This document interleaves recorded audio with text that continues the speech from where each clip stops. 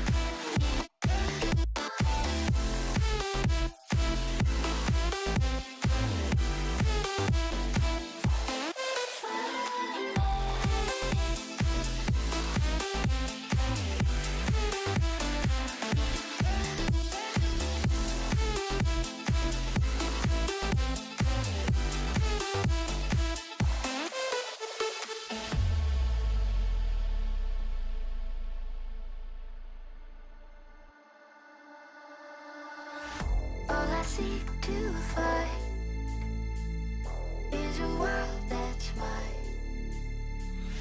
Need a place to hide. Will you free my mind? Follow the light of a world that's blind. In your eyes I see there's a place for me.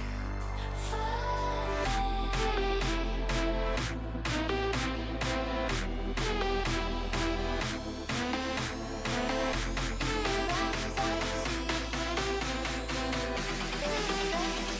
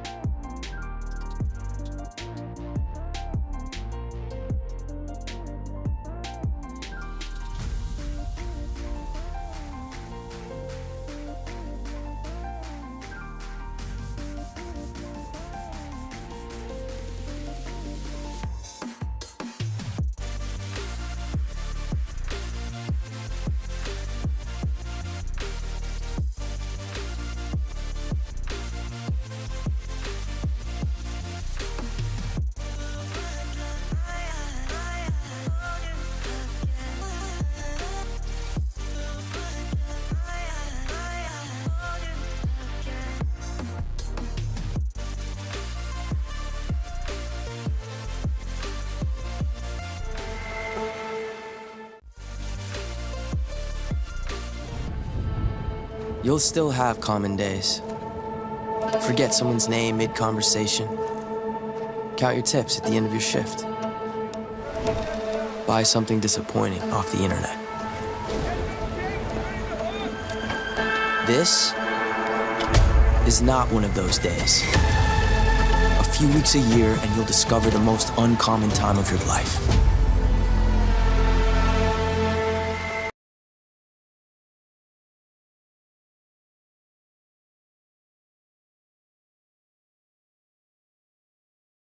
We have Northwood University versus Grandview University. Loser goes home. Winner moves on to the finals.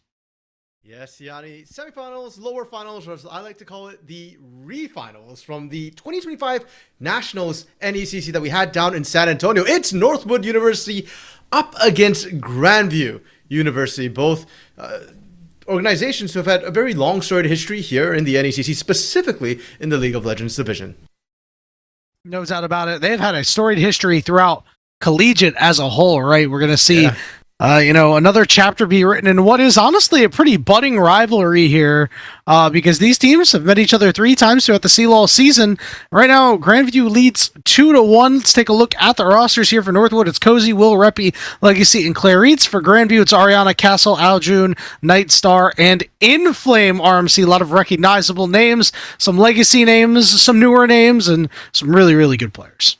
And ironically, Legacy being one of the players who isn't kind of a legacy player to this particular matchup, wasn't there in San Antonio last year at Nationals, along with Clarice, the bot side for Northwood, having changed out. And for Grandview, they're in an interesting situation, because if you look at those rosters, 4 out of 5 of the players were at Nationals last year. Only Aojun in the mid lane coming in as a new name. But if you followed Grandview in NECC, these players are not the same players that played most of the split. In fact, it's Granville who's been running the B squad here in NECC for the most part, and only tonight is the A squad coming in.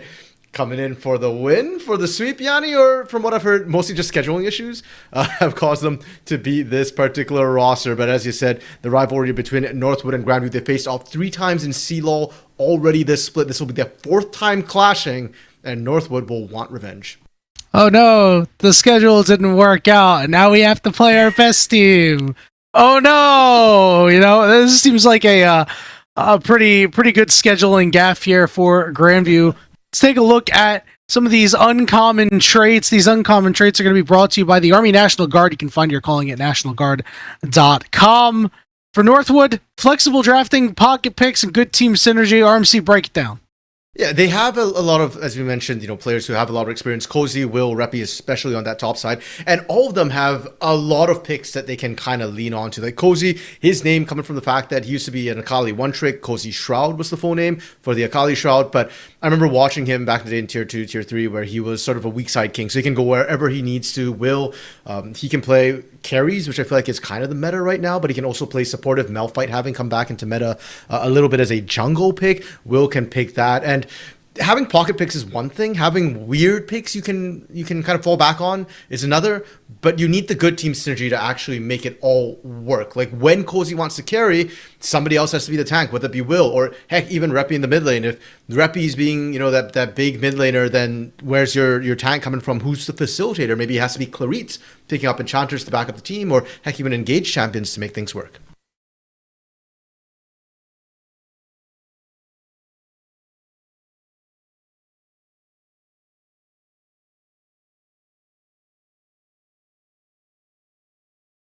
That's not where we are, right? We're not in a meta where enchanters are not the flavor, right? They are what you are playing, what you are slamming. So you need to find that engage elsewhere. And unfortunately for Northwood, what it has seemed at times is that they don't have somebody who's willing to do the dirty work, right? Cozy and Reppy are not players that are always willing to do the dirty work. They are guys that want to carry through and through. Fair enough. And I think they've been good enough, Yanni, I think, for most of the split, that they don't need somebody to go off of carries. When you've got all 5 carries, it's a viable strategy. It's called damage overload. Multiple threats coming in from all different angles. And we'll have to see if Grandview University will be able to handle that sort of threat, because they've certainly got the experience. And we've got Grandview University's uncommon traits ready to roll as well. The Grandview Vikings, they've been here before. They're currently ahead in the sort of head-to-head against Northwood. And for them, it's kind of some of the individual players. You'll notice Castle being mentioned. That's their jungler, who's always been a bit of a Lee Sin specialist. Well, in the current meta, Lee Sin's not a meta, so he's had to shift away, but he still has aggressive tendencies. Things like Pantheon, like Xinjiao, like Mbessa, carries that can enable things. And in the bot lane, Nightstar, one of the longest serving members on this Grandview squad, he is a massive carry, and I feel like a lot of times he kind of gets overlooked a bit because of all the excitement you get from, members like Castle, like Aojun, like Ariana. But Nightstar, make no mistake, is the big damage dealer for this team. And of course, the last point, as we mentioned before, this is Grandview's A squad coming back in tonight, and they've been working together in other leagues as well. So it's not as if they're not experienced, or they haven't had game time together. As a reminder, those uncommon traits were brought to you by the Army National Guard. You can find your calling at nationalguard.com. RMC, Nightstar is a guy who was, in my opinion, really developed into a great player. This is a guy who, wasn't quite, I think, at the level that not only he wanted to be, but he needed to be in order to try and be a competitive AD carry in the tier 3 space and try to make it to tier 2, or, be on a really strong collegiate team. And, over the last year or two, he has really developed into that kind of guy. So I'm glad that he was highlighted there. We'll see if some of that carry potential comes out here as we're into picks and bans for game 1 of this best of 3 series. Fearless as well, important to mention. Taking a look at some of the bans here, already going to try to take Castle off the ball early. Yeah, the junglers feels like are being focused as well. That Jace, I think, was more something we've seen flex in the jungle a little bit earlier in this season. It is Will's one of his most played champions in the jungle, so very interesting to see that the sort of focus come through. And to me, that's going to be the highlight matchup as well. Will being the big shot caller for his team, and Castle being the big engine for his as well. The early game could be spicy. Now we're moving more towards the meta ban. We're seeing the Varus being taken away from Legacy, and as well as now a Rise being targeted a bit at Aojuna, a very mechanical mid laner who I feel like when you give him carry champions can definitely take over a game. Let's see what one of our first picks are here. Remember that Orianna is one of these champions that's been dominating the meta. We'll see if it ends up going into the mid lane. It's a bit of a boring pick here. We're going to see a first pick Seraphine. Okay. So Grandview does have the opportunity, if they want, they can go take away the Xin and they can go take away the Ashe and to really break up that triumvirate that's been running pro play. Yeah, that Ashe Seraphine bot lane is just so incredibly abusive when it gets rolling. We've also seen Karma Ezreal being a potential answer to it, and there's no Ezreal or Karma bans so far. So Grandview might just say, okay, you can go for that. We're going to focus on other things. They're focusing for the jungle. We've already seen the Nocturne and Jarvan taken away. Pantheon is kind of up there in terms of that triumvirate, as you kind of mentioned, except this time in the jungle. So they want to make sure Castle gets that early pick, has that early aggression, can control the game. And no, it won't be an Enchanter, Yanni, as supports for Grandview. Straight up just Nautilus for Inflame to roll. I think that's a really, really bold decision. Yep. And I'm not sure I really agree with it. Now, the good news is, RMC, that you can pick an all-in AD carry and make something happen in that bot lane. I think Tristana has been a really good answer into these squishier enchanters down in the bot lane. So I think you can go and get some kills there, but I'm not sure I really like the answer here for Grandview, and in my opinion, it's not really getting that much better. Rumble is fine, but your setup is not really there. Well, we've at least got the Nautilus Rumble. I think that's some good AoE to be able to go down and lock a target down for the Equalizer to come across. Ashe and Seraphine, while they are very abusive, they have a lot of poke, they have a lot of AoE and teamfight power, they don't have a lot of mobility. So if they do get locked out onto the red carpet, we might just see them burn down. It does, however, mean that Granville, they haven't locked in the bot lane. They've only locked in the support, half of the bot lane, no marksman, and no mid laner potentially. Interestingly, Northwood with the Cassante ban. Now that surprised me because that's a top lane pick, but we've already seen the Rumble. Yeah, all right. Maybe. Okay, something's wrong with the bans. Something has to be wrong with the bans. We're seeing an Ezreal. This doesn't make any sense. This does not make any sense, RMC, unless I think it might be flipped, the bans. I suspect that. No. Let's cook here. All right? Rumble jungle. Pantheon mid. We have gotten confirmation that they're flipped, but still, we have opportunity to cook here. Mel is going to be the lock-in. That's your AP carry down to the bottom lane. So that makes the top lane bans make sense, right? No. Yeah, this is going to be a good lock-in here. This is a fine mid-jungle duo. Mm-hmm. And I like the Mel pickup as well. That is one of the big answers doing the dirty work right now. Look at that. Doing the dirty work out of the mid lane. You were saying, Yanni, that Rep all right. doing the dirty work, but he's there. He's shoveling. I stand corrected. Good on you.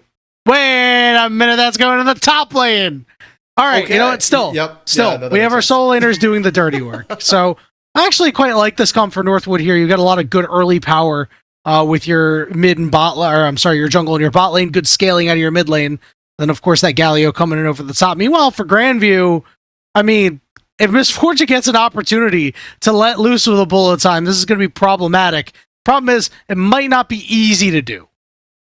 Yeah, it's going to be quite interesting to see Nightstar try and pilot this Misfortune and get her set up. One of the benefits she does have is the bullet time range is very, very long. And you look over to Northwood side, with the exception of Will on the Wukong, Northwood doesn't have a ton of ways to get out of that bullet time. We've already talked about Ashe and Seraphine not being the most mobile of bot lanes. Well, Victor, likewise, doesn't really have any escape spells. And with Galio, you've got a bit of a dash, but you're probably using it to engage.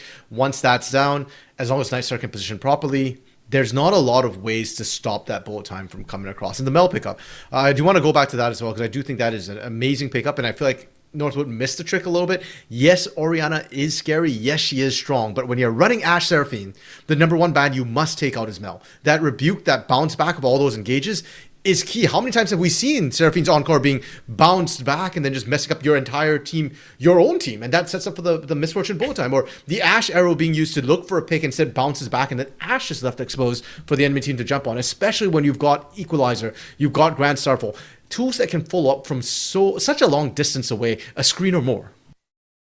Yeah, you have to really bait it out, right? I think the best way to approach it is you're almost forced to use your Ashe ultimate on to the Mel first, right? And force that rebuttal out, and then that's when the Encore can come in afterward, because Mel gets hit by the Ashe ult, well, that Encore is landing anyway, RMC. That's right. Yeah, if this only can break the rebuke first, the other one can follow up. So a bit of a task for Northwood to time things right. We've seen even at the pro level, tier 1, it's rather difficult to get the timing down. But then again, these teams have experience with each other. I'm sure this is not the first time they've seen that happen. And interestingly enough now, Yanni, it feels like a lot of the setup we were talking about, Northwood with the damage overload composition. No, they've gone for a really solid team fight. And it's GVU who've actually kind of gone with damage overload compositions, threats in pretty much every single role. Even with the Nautilus, I consider that a threat.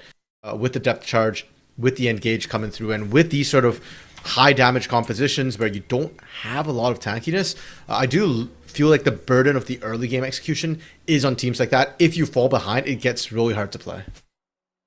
We're on Summoner's Rift for game 1 of this best of 3 series between Northwood and Grandview. And as mentioned earlier, RMC, this is not the first time that these teams have met here in 2026. So there was a little bit of jawing around earlier between these two sides, most notably in the mid lane, as Aljun and Reppy, so you can see we're going at it a little bit. We're going to see them do the dance one more time here. Yeah, you can read it in the corner there exactly what they were saying in lobby, and that's really funny to me when we've seen Reppy be such a big force for Northwood. I think back to the insane CLR on 2024. Claritz should be fine. Just a bit of trading the bot side, and Reppy is part of that, one of the few remainders of that big 2024 squad. I think we're going all in here. Hold on. They don't have enough. They can't finish off. Inflame should be fine. Heo did get burnt though from the bot lane, so Nightstar and Inflame unfortunately going to have to be a bit passive against the poking and trading strength that Legacy and Claritz has. Aljun was a big name pickup for GVU in this offseason. He's known to be a very mechanical player in Tier 3, Tier 2 space. Was something that a lot of teams were looking to pick up. CCG picked him up in Tier 2 as well in the NACL. So, yeah, I'm not surprised that, Aljun might have gotten the better of Reppy a little bit throughout this split. And maybe it comes down to Reppy leveraging his experience. League is a 5v5 game, not a 1v1 at the end of it. I wonder how much intel these two teams have been spreading amongst each other as the top side of Northwood and the bottom lane of GVU do play on an ACL squad together, Conviction Star. Hold that thought for a moment as Will invades Castle here and is going to drive him out of his jungle. A little bit of healing from that smite. Castle will flash away, but his entire bottom side jungle should be forfeit. I think Castle actually managed to secure pretty much the entire camp there, so in that terms of that CS, he's fine, but he is going to lose his blue buff. Ping's already coming down from Northwood to say, hey, can we get some vision down? Make sure that we don't get counter jungled right away. But Castle will have to go back to base. Heavy trading in the top side as well. Ariana, this matchup, the top lane. Talk about it for a little bit, Yanni, because we thought the Galio was going mid at first, and we thought Reppy was going to be doing the dirty work, but we kind of forgot Galio is supposed to be a counter pick into Rumble. Magic resistance tank into a magic damage topside. But so far, Ariana is navigating it beautifully and is actually getting the early pressure and push. Yeah, I mean, as long as Cozy doesn't get tagged by two of the tasers, those electro harpoons, you should be fine. Problem is you lose so much MR when you get hit by those. So we're looking for a potential dive down here. Clarice doesn't have a whole lot of mana. Will is going to be the one to start this up right on top of Nightstar. He'll be able to get first blood over to Legacy, and now we're going to wait for a redive here. Round 2 coming at you. Inflame's got nowhere to go. Clarice tanks it up first, and it is picture perfect for Northwood. Yeah, the way they even dropped the aggro on that dive, Yanni, after they took down Nightstar, as you said, picture perfect. Absolutely a joy to behold. And for Grandview, not the ideal start they wanted with this Misfortune Nautilus. When you're picking that Nautilus, you want to be aggressive. You want to have kill threat. If you fall behind on these engaged supports into double ranged bot lanes, it is so painful, so difficult for you to play through. And Legacy on his first back, he just picked up a straight BF sword. Yeah, I'm going to be honest, RMC. We said that this was a very questionable decision by Grandview to just let them have Ashe after we saw first pick Seraphine, and well, this is Grandview paying for it dearly. Yeah. If it isn't the consequences of our own actions from Granville, can certainly be tough. Now, the other person we can kind of look at in the early game is Castle. Because Will got that really great invade off at pre-6, which you don't usually expect to see a Wukong go invading that early. It's actually it's making it a struggle for more than just Castle right now. Now, all of GVU's lanes, which are strong early, are not getting that bit of jungle help, and especially this bot side now where Nightstar and Inflame have fallen behind. Castle needs to go down there and relieve pressure, but he can't, and I'm kind of worried when I'm seeing Will continue to invade Castle there. It's also applying pressure into the mid lane, where Aljun has to be careful. Well, this time around, they sniff out Will trying to sneak his way in. They will force him out. For the moment, Castle is actually a level up. Should not last for too much longer, but that is an interesting note, as once Castle hits level 6, it's going to be a big deal. Meanwhile, down in the bottom lane, we're going to see more fighting come through, and you always have to be worried at this point with that BF sword in the inventory of Legacy. Any engage can result in death for the Grandview bot lane. And that heal just came off cooldown for Inflame, and he had to use it pretty much right away onto that trade. You have cooldowns to use them, RMC.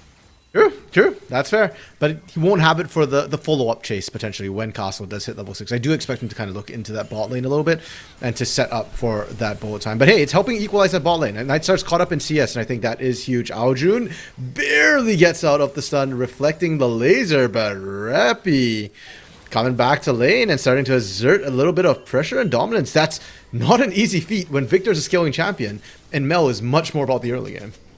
Can we talk about how well Reppy is playing around this turret range? I say as he takes a couple of turret shots here. Well, Mel's not around, but like when Aljun was there, just playing on the knife's edge, you know, it looks like this guy's clearly spent too much time in practice tool knowing exactly the range of the turret. I've seen many players better than him make that mistake, and Reppy played it perfectly, a big reason why he's able to get that advantage and get a plate for himself. First dragon of the game going to go over to Northwood, so they're looking pretty fine themselves.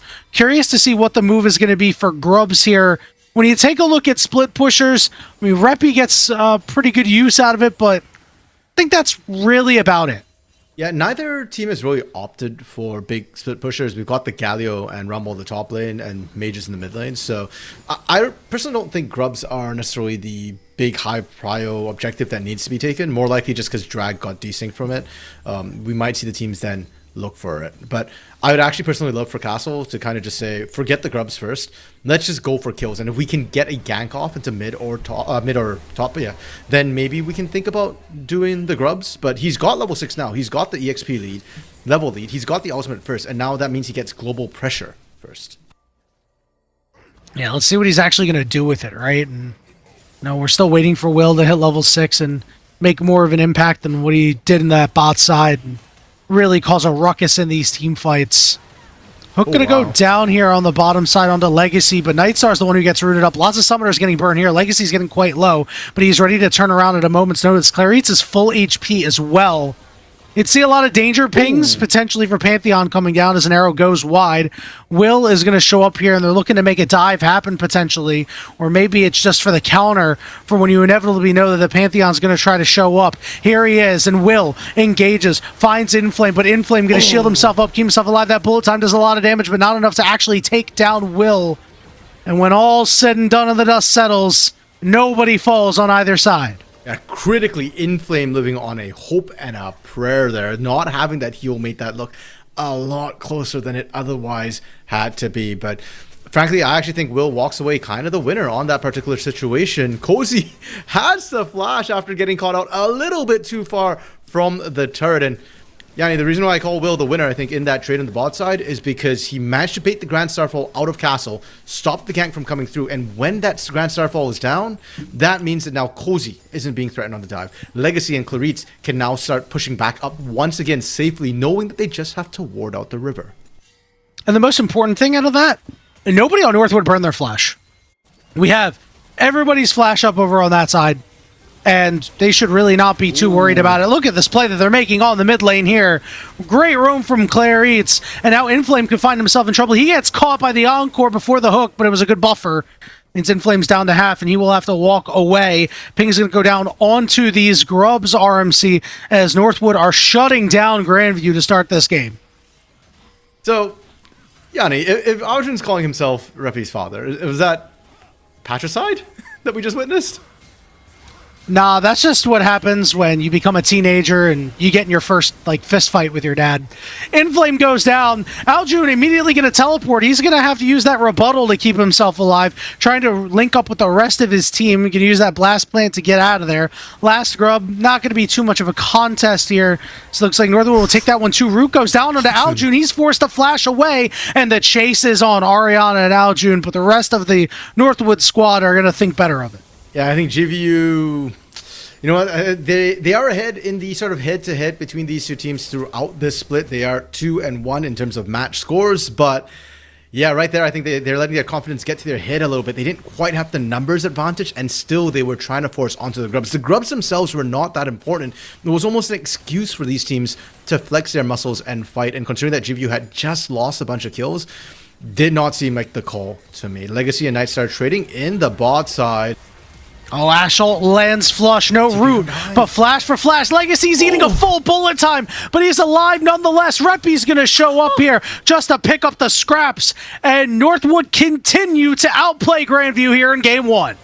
And we talked about Grandview's uncommon traits. It was supposed to be the aggression from Castle. It was supposed to be the damage, the mechanical prowess of Nightstar.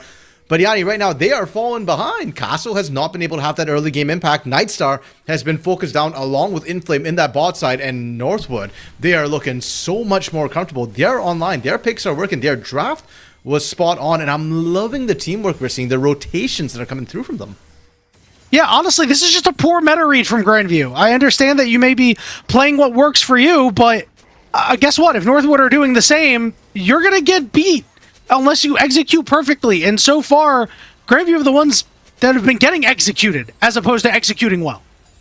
Now, it is worth noting that the laning, though, has favored Grandview ever so slightly. Considering the fact that bot side has been pummeled so heavily, I look at those CS numbers, and I think that's insane that Nightstar is actually still dead even. Mid lane as well, Aljun having dropped a death is still even. And top side, there's a 40 CS differential for we can Ariana. ignore that top side. Can we? You know what? We can for now. But it is going to eventually play a big role. It's just how the matchup goes, RMC. Oh. Isn't Galio supposed to be the lane counter to Rumble? Well, I mean, later on, yes. Early on, it's real tough. I don't think Cozy's played it that great, for what it's worth. Yeah, I'm going to see them attack Inflame here, force him away. Meanwhile, Castle going to get stunned up with an Ash ult on top of it to boot. And now we're going to go all in here, getting a lot of damage down. Encore, but Reppy walked away, so it wasn't extended. Castle desperately trying to retreat to his jungle. And now Aljun doesn't have his Reflect up because he used it on nothing, and he's just dead. There's that coordination we were talking about from Northwood. It's looking good for them. They know how to play together as a team. And even sure, yeah, the Ash arrow looked like Reppy wasn't on the same page, but I love the fact that they called the target selection properly. Equalizer on Cozy. He'll be fine. Ariana's got cooldowns, but he's looking to dive Cozy and take him out. Ariana's played it real well. Meanwhile, down on the bottom side, while the rest of the team is doing Dragon, Legacy is dead. Nightstar gets the kill, picks up his quest, and now they're on the wrong side of the tracks. Inflame is going to exit and leave his AD carry to die, as Nightstar will fall. Dragon critically not taken yet by Northwood. But now they'll have the priority on it. Now they finish off Nightstar. Legacy will be coming up sooner. And this is sort of that teamwork we're talking about from Northwood. The way they're moving together, the gank squad. And you can tell that GVU was not expecting it. I liked the idea from Nightstar and Inflame to punish Legacy for being left alone yet again. And Legacy has often been left alone in this bot side. He's just firing off the arrow and then keep on farming. But Northwood read it properly and said that, okay, we know we're leaving Legacy up. If they all in on this, we go down to the bot side. You get Legacy, we try and get 2. Now, they didn't find 2, but they did at least equalize on the AD carry trade. Clary's trying to defend that ward of his. This is the scary part of the game when you get to this sort of mid-game where, you know, your Enchanter can get caught out against heavy engage. There are going to be opportunities for Inflame to pick off Clary. We'll see if how safely he plays it. We'll check in on the gold here. I mean, Cozy has less gold than Clarice right now. That is a crazy statement, and I cannot believe it is true. Yeah, I did not realize that. That is absolutely nuts. Second lowest. Low econ tanks. You know what? We said Cozy has been in the past a weak side king, so we'll see if he's able to reign from his throne up in the top side with next to no gold or econ. I'm actually really weird for Cozy, though. This top side has been an island. Like, the junglers have not been showing up here, and this gets worse for Cozy the longer that's the case. I mean, yeah, you can see it here. He is just getting whittled down little by little, and it's going to take just a couple of more poor trades before Ariana can set himself up for another solo kill. Dragon finally picked up by Northwood here, as they have just about a 400 gold lead because of this topside difference that's going on right now. RMC. We'll see if Ariana is able to make an impact before the rest of the map gets too far out of control. And again, once again, credit to GVU for kind of stemming the bleeding. They've actually caught up mostly. And again, the longer the laning phase extends, the better it is for them. Oh, flash hook! Beautifully done by Inflame. And Castle claims his first kill. That max range hook to come through. Reppy didn't even have a chance to flash with the whole CC chain coming through. Aljun even flashing forward to minimize the travel time on that route to make sure that Reppy couldn't get away. And now Will has to be careful. That's not his jungle anymore. Here's Inflame over the wall, but a great job getting that clone out there. Not going to see too much of a turnaround here for Northwood because Ash is up top and is kind of on an island right now. It's not safe to travel through your own jungle because the Grandview are just all up in this jungle right now. They're the ones with the gold lead despite being down 8 kills to 3. They know when they're strong, RMC, and they're moving their weight around. Oh yeah, and turnabout's fair play. I mean, Will's been up in Castle's jungle this entire time. GVU now moving as a squad to go in. Unfortunately for GVU, they do secure a kill, but they are going to lose control of the Herald. And while I don't think the Grubs was that big a deal, because neither team is particularly strong at split pushing, and it is a lot more about getting picks and team fighting, the Herald opens up the map a lot more, and I think that will help both teams out a little bit. It'll hopefully get Cozy out of some of these really bad matchups that he might have to get into, and it'll also open up sort of the globals to come through from both Castle as well as Cozy. Good equalizer used there by Ariana to prevent Northwood from trying to bust down that turret. We still have no turrets taken here. It gets a little bit harder when you have to try to hold it against the Misfortune solo, but it looks like we've swapped the lanes, anticipating the bot lane of Grandview heading up top. But that ward spots them out. You can immediately see Grandview's bot lane make a beeline for their bot lane.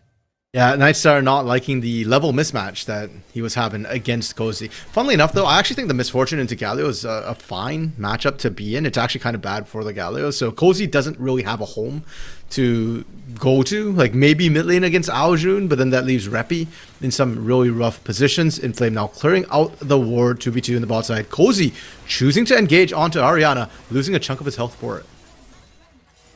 Able to trade back a little bit on Ariana. Reppy not getting rooted up there, but taking quite a bit of damage himself. Here comes Pantheon Ultimate. And it's another Pantheon Ultimate where Castle doesn't make any hay. I'm trying to think back if any of Castle's ultimates have helped him. I know he has been having impact, but it hasn't converted into kills. And while that's okay for the lanes, it's kind of unfortunate for Castle himself. He wants to be getting those kills, accelerating his snowball. He's already got a jungle lead, but he's had that pretty much the entire game, and that hasn't really grown.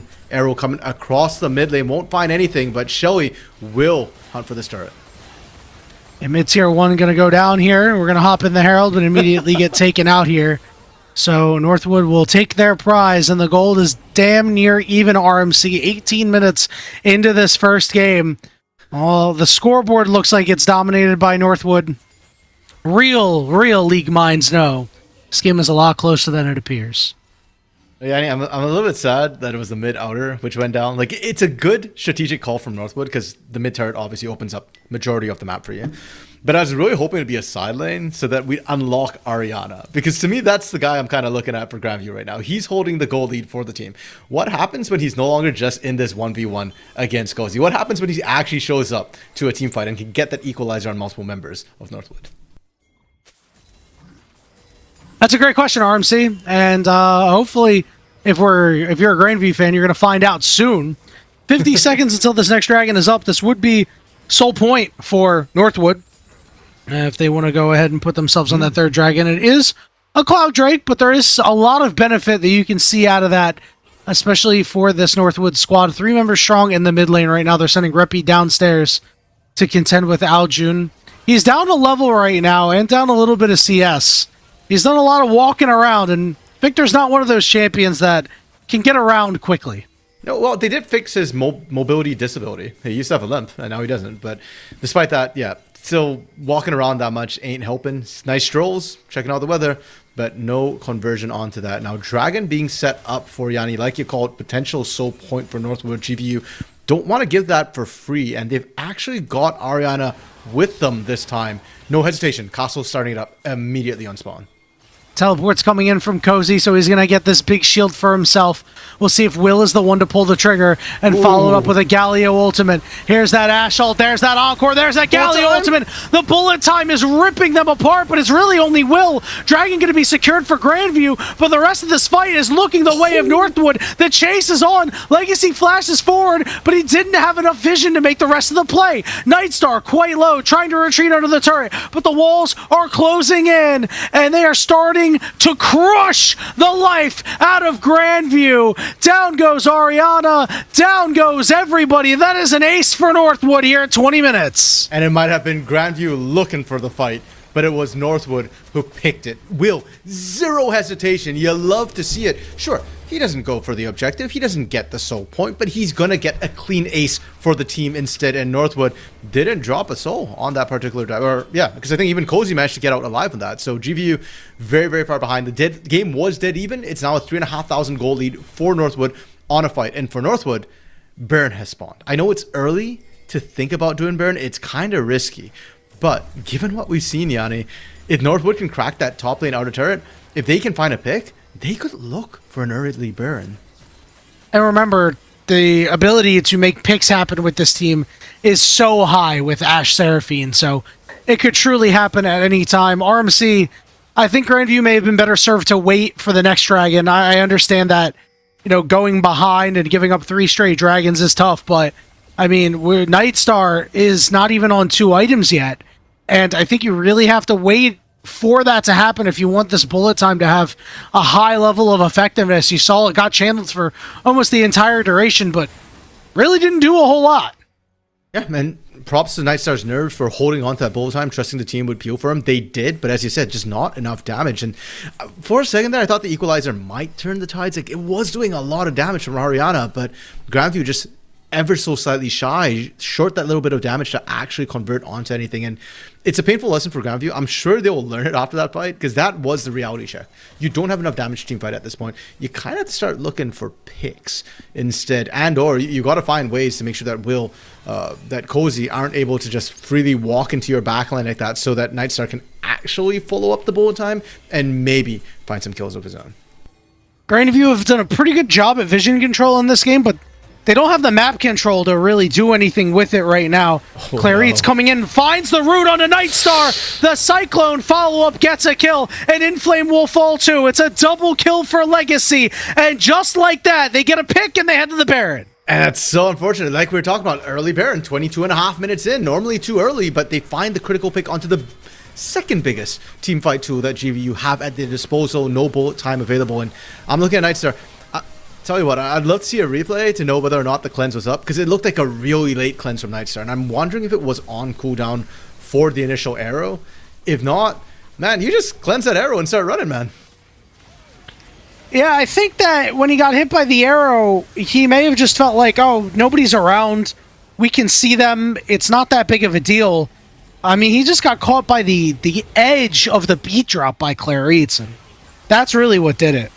Yeah, but at this point in the game, right, when you're behind, you can't risk doing that, because now we've gone from, what was it, a 3,500 gold lead to now a 5,000 gold lead with a lot more gold to be reaped by Northwood. With outer turret standing in the top side, inners all across the board, and the fact that GVU don't have a great way to safely engage a fight, Northwood can take their time, just chip away at all the turrets. I'm curious to see if they go for the 4-1 split push that we usually see at Baron, or whether they get, a little bit greedier and trying to go for a 1-3-1. I think they could actually get away with the 1-3-1 between the global of the Galio and it's kind of pseudo global of the Ashe era.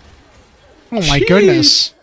They really don't like Nightstar. I mean, this is some Conviction Star violence going on here. With Will taking out Nightstar. Here comes the Pantheon ultimate over the top. All right, Cozy's in a 1v4. I don't think he's getting out of this one alive, RMC. No, but he doesn't need to. His job was just to buy time, right? And the fact that Cozy was up there drawing attention. Look how many members of GVU had to answer. All of them. All of them except for Nightstar, who was back at Fountain. And because of that, they're going to lose 2 inner turrets, potentially an inhibitor turret as well. If that inhibitor turret goes down, it's so hard for GVU to defend against this. Yep, it went down. So that's an open inhibitor, and Northwood wants a fight. Like, they need to bring GVU to the table. GVU can't just be given that inhibitor for free. The gold lead has swelled to 7,000 at this point, RMC, dragging it up in about 10 seconds. This should be Northwood's uncontested. Cozy still behind his support in gold, but is not too worse for wear given how well the rest of his team has played. Yeah, he's caught back up a little bit. That's good. Looking at Ariana, though, he went from so dominant in the top side, doing really well for his team, and now, he's kind of just drawn even with Aljun and Nightstar, and that's not what you necessarily hope to see for GVU. Like, it's good that your carries in the other lanes are starting to catch back up, but it also shows that Ariana has not been able to level or to leverage his lane leads. Reppy?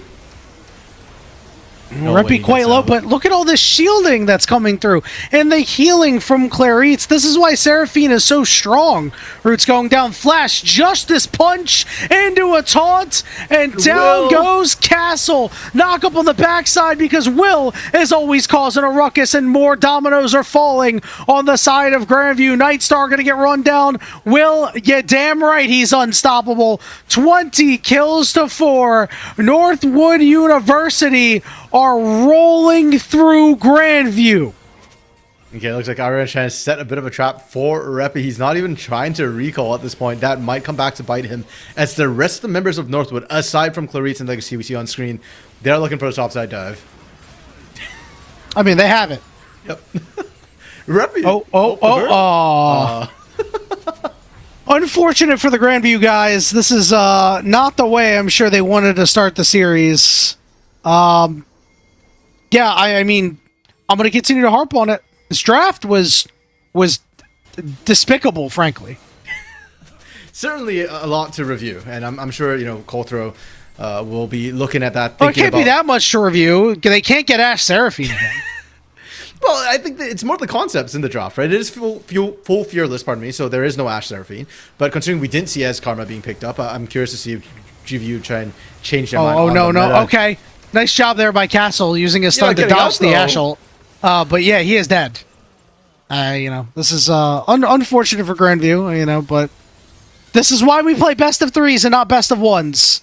True. Because mistakes happen, and you can adapt to them. Unfortunately for Castle, he will be returning on his shield, not with it. And the rest of Northwood are just going to be pushing right on in Ariana over the wall, just trying to push them off for now.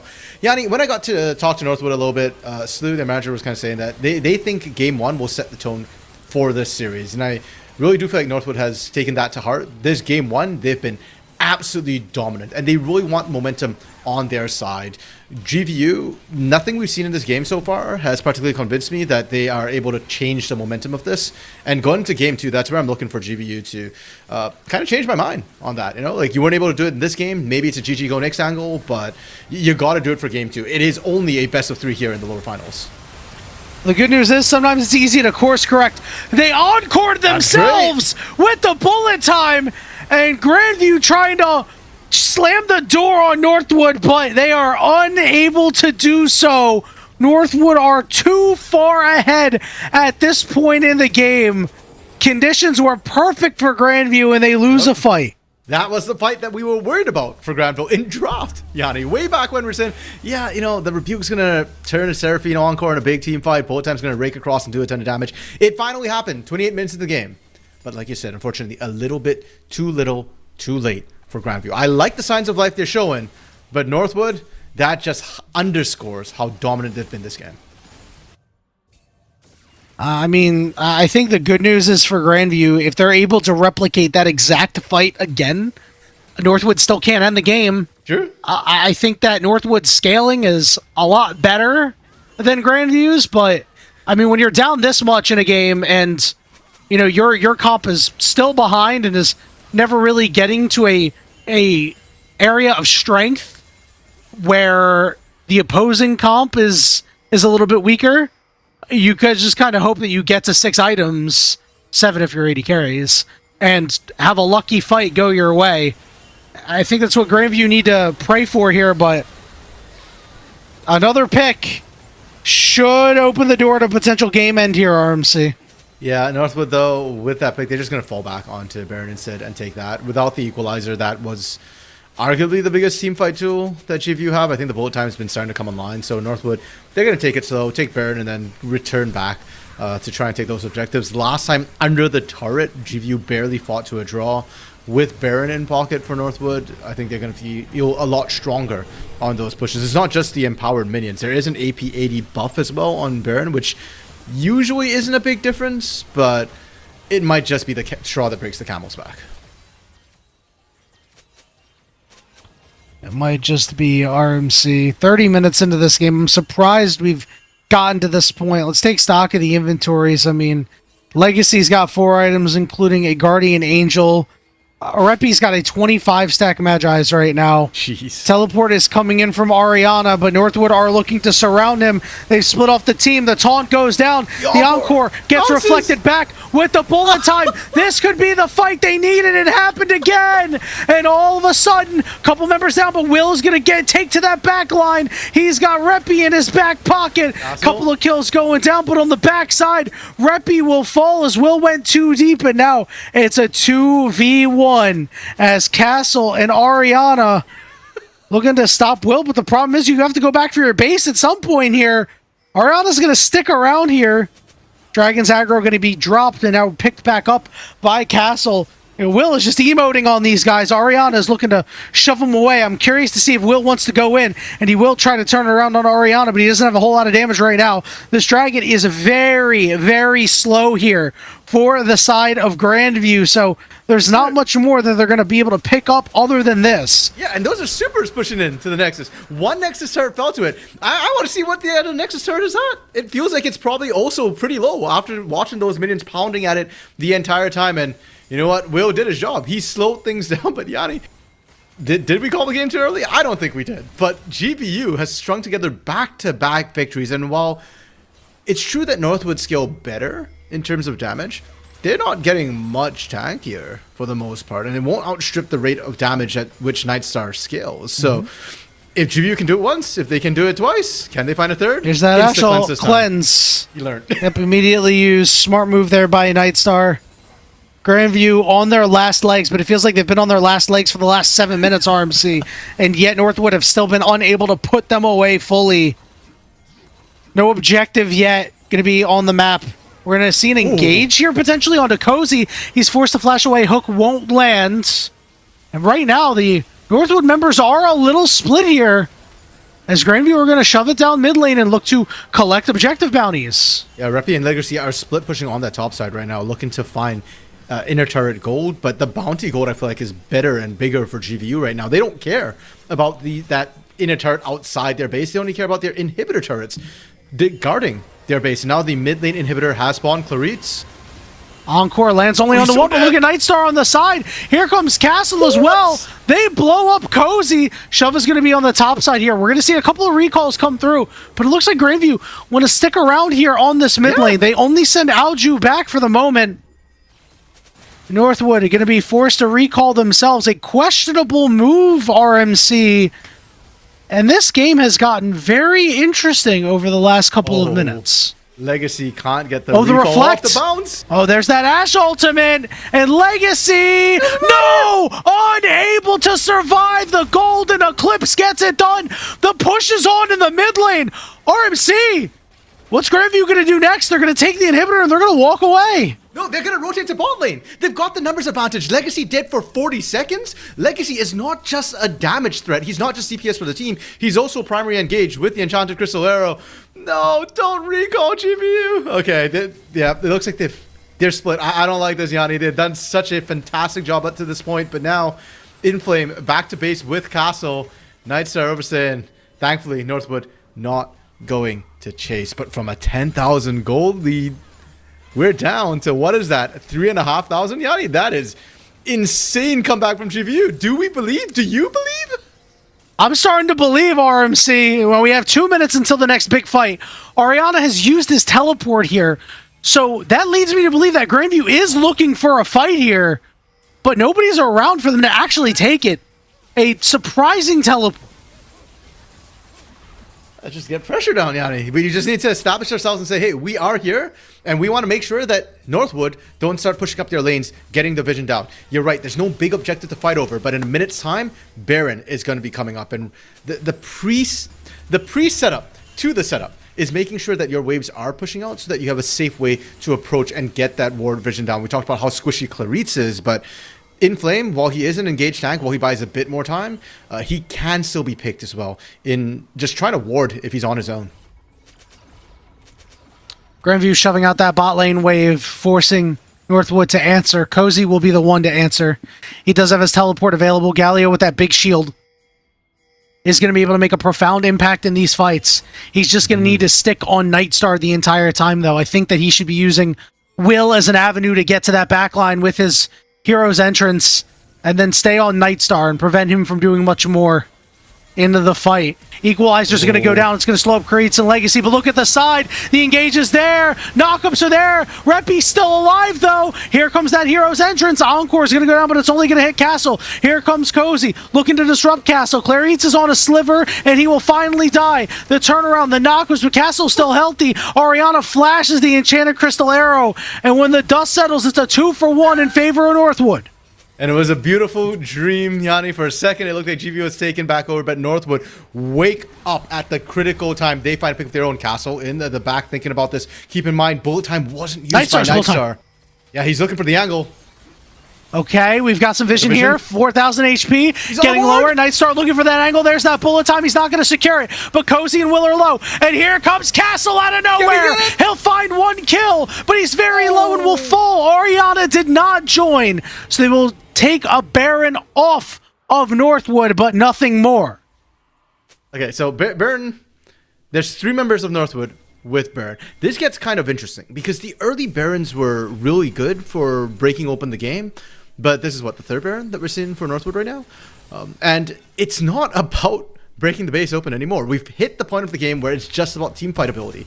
Can just GVU win, baby. find your team fight? Exactly. And I'm still kind of scared. I don't feel like Northwood is that safe. GA has been taken off Will. This is Soul. Cloud Soul, which again, at this stage of the game, I don't know how much that movement speed's really helping. Like, a bit of mobility is great, but can you get off bullet time fast enough? Can you get out of Equalizer fast enough? I suspect not. And it's going to be about who actually finds the better engaged. Last time, Northwood finally found it first. Can GVU find their own angle? I think they were a little bit slow after pushing out to get their actual vision down, and that kind of cost them. If you're in your base, you don't have to worry that much about pre-setup or vision. RMC Cloud Soul has the highest win rate of any Soul, mostly because it's generally an afterthought, and teams that are so far ahead are the ones picking it up. We are in a scenario where we may see the true value of Cloud Soul, and if it can put Northwood University over the top. They are on a lot of wards right now, so Grandview is very well aware of what's happening here. Cozy is in the mid lane, does not have teleport, but again, that hero's entrance can get him over very quick as the siege is on right now. Grandview lying in wait just outside of their base gates, trying to bait out as many spells as possible. Now, this is where range is becoming a problem. GVU can't actually clear the siege minion safely. It takes Aojun having to burn some of his critical spells, most notably the root, in order to actually be able to do that. So, yeah, unfortunately, Aojun's going to go back there, try and wave clear. I suspect GVU will still lose the turret, but it's really about the pick that GVU needs to be looking for. And right now, if they're defending, if they're clearing, they're not focused on making the fight happen. Castle's really trying to defend this pink ward here. He's doing his best. Well, there's not really too much of an angle for Grandview to get in right now, but they do have the pick tools to be able to start a fight when they want. But remember, they have been burnt before. So they will wait for this turret to fall, and now they will look to start encroaching in on the base here. Bottom inhibitor going to fall. They're going to rotate over to mid here and look for the middle inhibitor. Yeah, and GVU has to pick a fight. They have to win. They're not going to be able to defend any of these inhibitors. That's 2 down. The top one is now exposed because the minions actually took that. They find Cozy. They're going to focus Cozy. He goes golden, so the hook doesn't land. Encore hits a couple of members. This could be the fight. They do it again. You've got to be kidding me. Will gets onto this backline. Plenty of knockups coming through, and he's still upright with the hero's entrance. It's Rippy. It's Will. It's Cozy closing the door on Grandview. Getting it done when it matters the most. It's a 3v2. 3 inhibitors exposed apiece. Cozy's teleport's going to be coming up soon, but Will and Legacy will be forced to back off, and Grandview somehow, some way, are still in this game. I don't know who I'm more shocked and awed by right now, Yanni. GVU for coming back from a 10,000 gold deficit and still staying in the game, or Will for finding that critical dive into the backline, forcing Nightstar, killing Nightstar, forcing Aojun out, forcing Castle into really bad positions. You know, there's always that saying, when there's a will, there's a way, and we've co-opted that, I feel like, a lot of times when we're talking about Will as a jungler. But, man, this right here is exactly why Will is evergreen, and why Will, we say, where there's a will, there's a way, because he always finds a way to be impactful and turn the tides. And yet they still haven't won the game yet. I thought that they were going to try to end, but we're not quite there yet, RMC. 2 minutes for another Baron. 2 minutes 40 seconds for an Elder. Are we burger flipping Elder? Is this the NA Classic? Is this college students at a part-time job flipping burgers? I don't know. The shove is going to be on here. Remember, all 3 inhibitors are down, so Northwood, they have the rule of the roost. Inflame has a flank position, knows there's no wards. Arrow doesn't find anything. So now Arrow and Encore are desynced. Inflame, he's going from behind, looking for this one. Flank.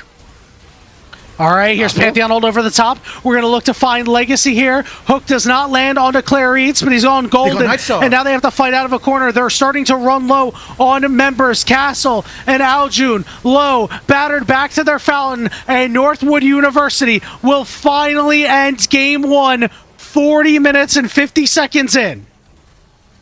What an insane start to the night, Yanni. The lower finals, and it's delivering an insane game to kick things off. You can see Northwood, they came in prepared. They had a game plan. They executed phenomenally.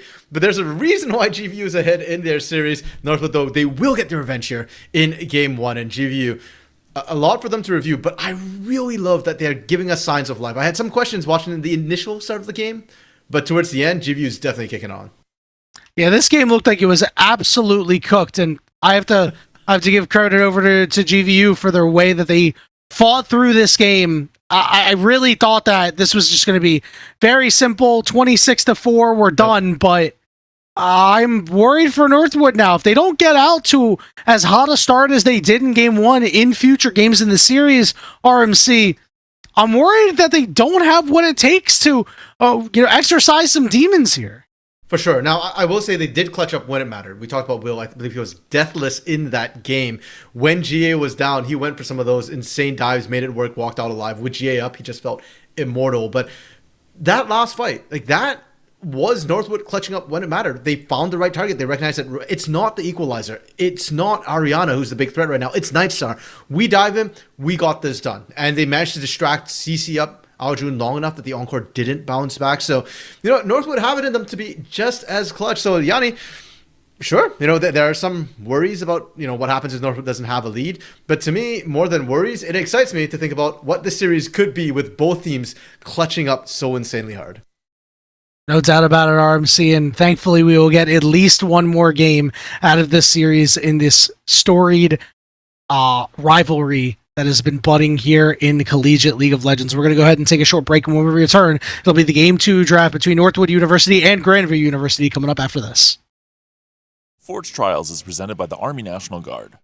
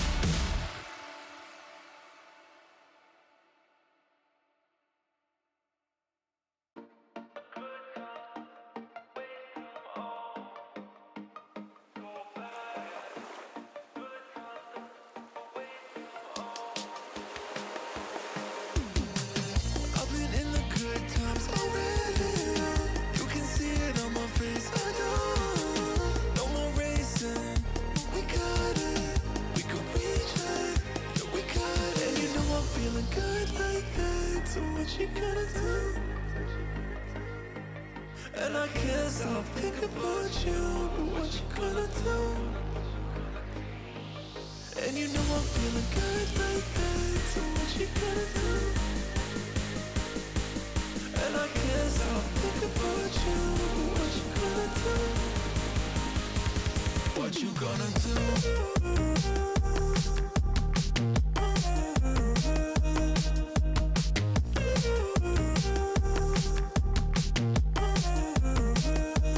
What you gonna do?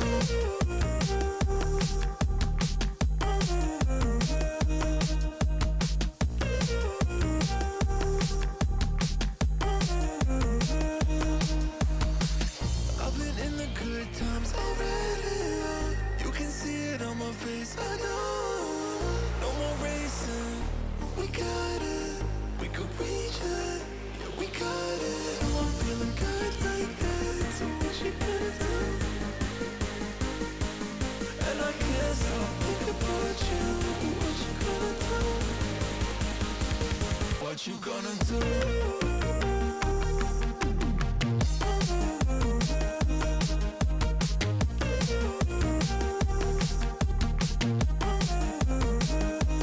What you gonna do?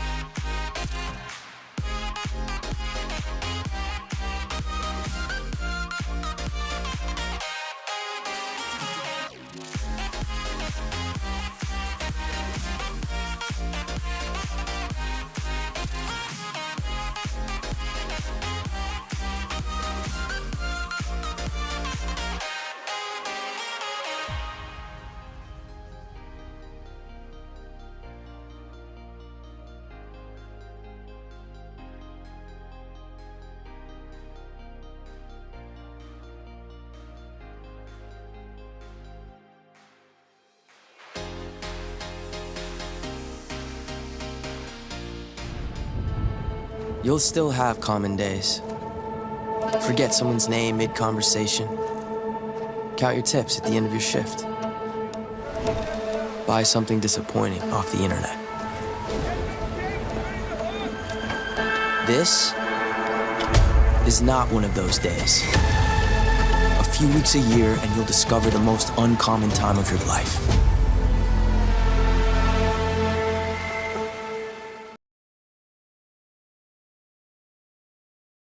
0 on Thursday nights on the NECC channel.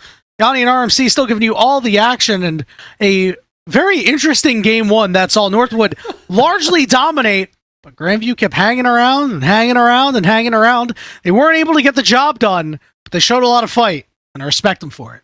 And you know what, Yanni, usually when we say interesting, it's like a really nice way of saying it was kind of bad. No, this was really good, interesting. Like, this was a really fun matchup. And you missed it. I was like the Batman meme. I was like, Yeah, if you missed it, I would recommend go back and watch it as well, because yeah, that game one was wow. You can skip the first 23 minutes of the game. No, you gotta watch the first 23 minutes. It's like the Batman. No, trilogy, no, you don't. You gotta watch the first one to understand what's happening through the rest of it.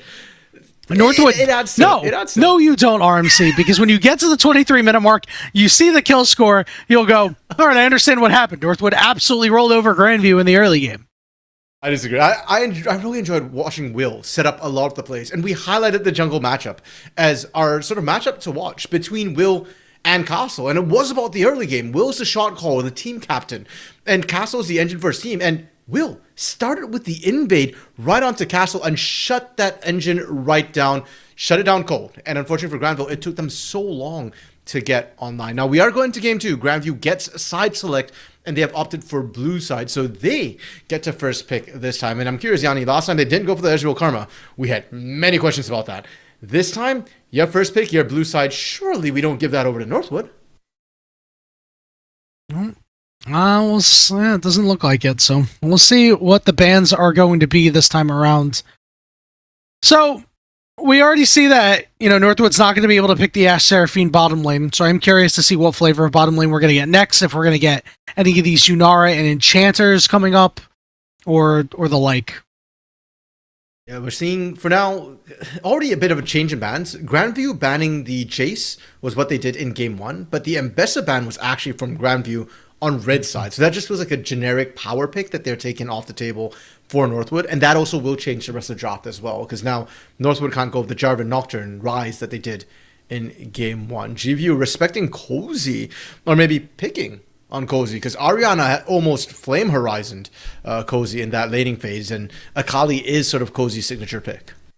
Mm-hmm.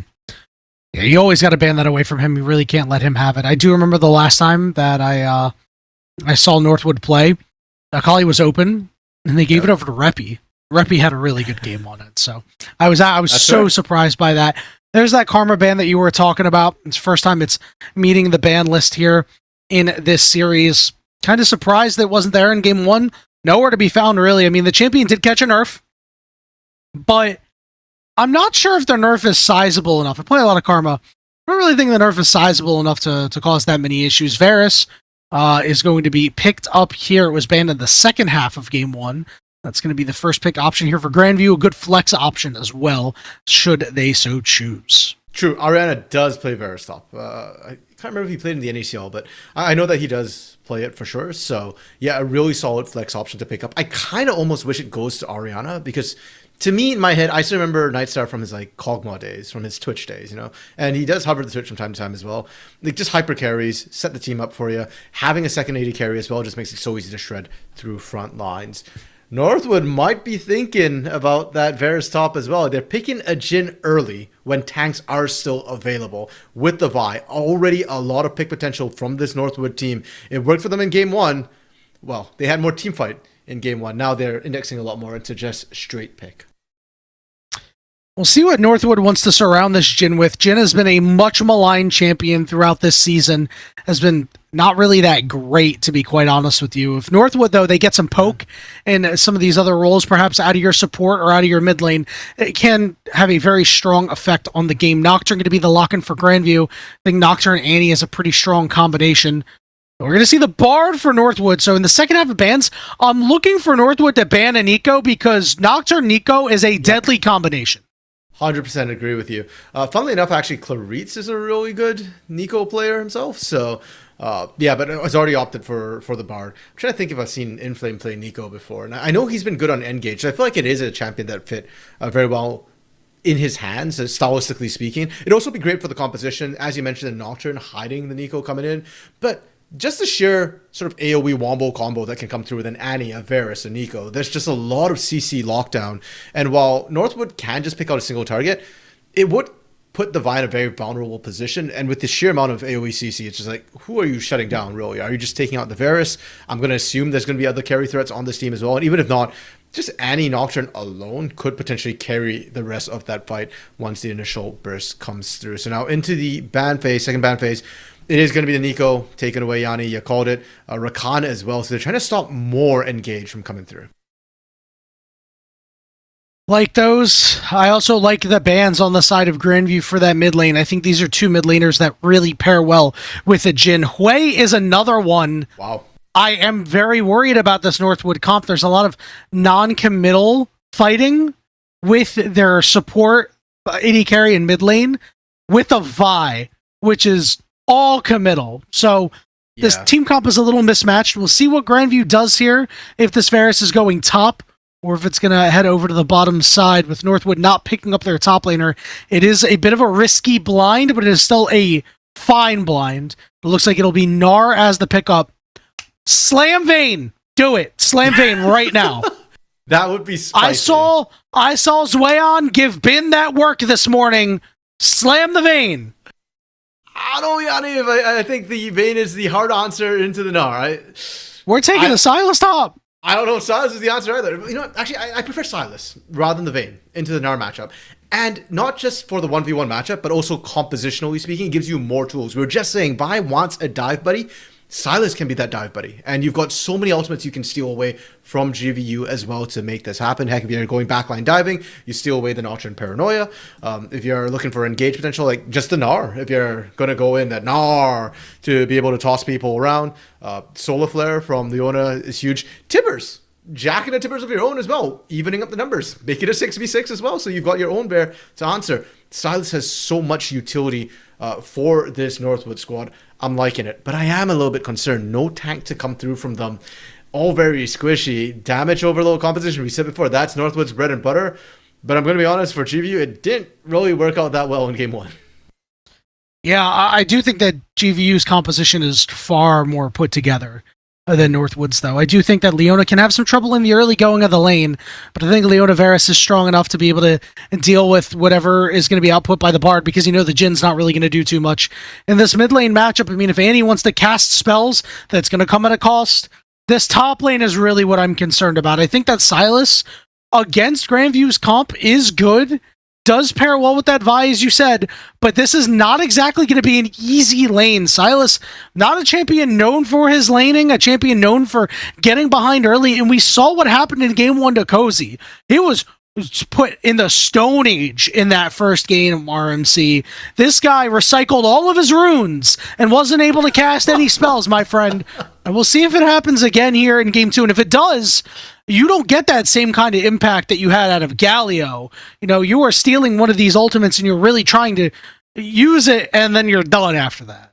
Yeah, and with the Silas too, if you don't want to just be some random minion running around casting R, you have to kind of get ahead as well for Silas. You've got to get that gold under your belt. And that was something we didn't see in game one, as you rightly pointed out. The fact that Cozy on the Galio could afford to sit back a little bit and not be the star of the show. You can't do that as a Silas. You're the carry. You do need to step up. And for that reason, well, we highlighted Will in that first game. Will can be the big difference maker. If he decides to go into the bot side, Jhin Bard, as you pointed out, can be a rather abusive lane. Really strong trades. They're expecting to see them win out, keep that Varus Leona on its toes, and you can find kills. You can find leads in the bot side. Mid lane, Wei Annie, probably not that interactive. You do have to be careful as a Hui for the flash Tibbers. The pre-6 should be fine for the Hui. So Will needs to either think about going bot side to get Snowball going, or go to the top side to cover for Cozy to make sure that he doesn't fall behind. And the Gnar Silas matchup is interesting too. Range into melee, Gnar wins that early, or should, unquestionably. But after an item or two, Silas starts becoming a huge side lane push, split push threat, and that's when it starts getting dicey for Gnar. If you didn't send that Silas back to the prehistoric age, you actually don't win that 1v1 as the game goes on. It becomes a little bit harder to deal with in that side lane, especially when you're mini Gnar. If the Silas can get on top of you and drop that abscond abduct, you will likely get all in and die, but it is a matter of Cozy getting ahead, right? That's going to be the big deal. Now, looking at jungle impact here, it looks like both of these junglers are just going to kind of farm up until 6. There is one concern that I have, and it's that this Northwood bot lane not going to have a lot of priority against this Varus and Leona, in my opinion, and Vi has a very big issue where if you don't have priority, it's very easy for you to get invaded on and get killed, lose out, right? And I'm sure Castle wants to get his lick back after what Will did to him in that early game. But remember, Will did end up falling behind. And in this matchup, that's even more detrimental. Yeah, to be fair, part of the falling behind from Will was also just your Wukong into Pantheon, and Pantheon has a faster clear. But in this matchup, I kind of agree. I think Noxian can actually go 1v1 against Vi fairly early on and pressure. Then it comes down to the lanes. But while Northwood doesn't get prio in their lanes necessarily, or some of their lanes might get prio, others not so much. The collapse threat is still very real. And I kind of actually want to see Will not worry too much about the invade. Like, have your lanes, be aware, come and help out. But I do think Will can gank pre-6, especially on this Vi. And I'd love to see Will not power farm to 6. Just get into the lanes, help out your lanes. If you get your lane snowballing, they will help you out and make sure that castle can't kind of invade with impunity and just kind of steal away all your stuff. Not to mention, Castle also wants to power to level 6 as much as possible. So I don't know if Castle will want to go for the invading. The ganks from Nocturne pre-6 are very anemic compared to what Vi brings to the table. He really wants to get the Paranoia online. So I feel like you need to take advantage of that if you're Northwood. Get in there before the Paranoia starts coming online. Sure, 6 is good for Vi, but I feel like 6 is better for Nocturne. You know, I kind of disagree. I'll push back on that. I think Nocturne's ganks have a lot more damage to them. Sure, Vi's ganks are a little bit easier to execute, but if this Nocturne's allowed to get in range and put that fear tether on you, you are forced to flash away, or you are likely going to die, especially if you are ganking any of these lanes. These lanes are going to be able to provide enough damage for you to get the job done there, and I'm worried that a Vi gank won't, because you have very little setup coming out of your mid lane. You do have a lot of setup out of your bot lane, but not a whole lot of damage, RMC. So we'll see what happens. I think that we'll mostly see ships passing in the night for our junglers here, but we'll find out in just a few moments as we're on to Summoner's Rift for what could be the final game of this semi-final matchup. Northwood looking to put this away and march to the finals. Yeah, and for one thing we kind of didn't note for both these teams, this is the lower finals. So the winner of tonight will play tomorrow against Fisher College, who have already punched their ticket to the grand finals. And the way Fisher got there, Yanni, was by trampling over both of these teams. Both GVU and Northwood were sent to the lower bracket, the lower run, by that Fisher team. So a bit of a revenge match. Both these teams looking to get the right to do so. Right from the get-go, though, Yanni, Castle invading already. I don't think anybody No, there was a Warden River, so they must know that this is happening. Do we see vertical jungle from Will?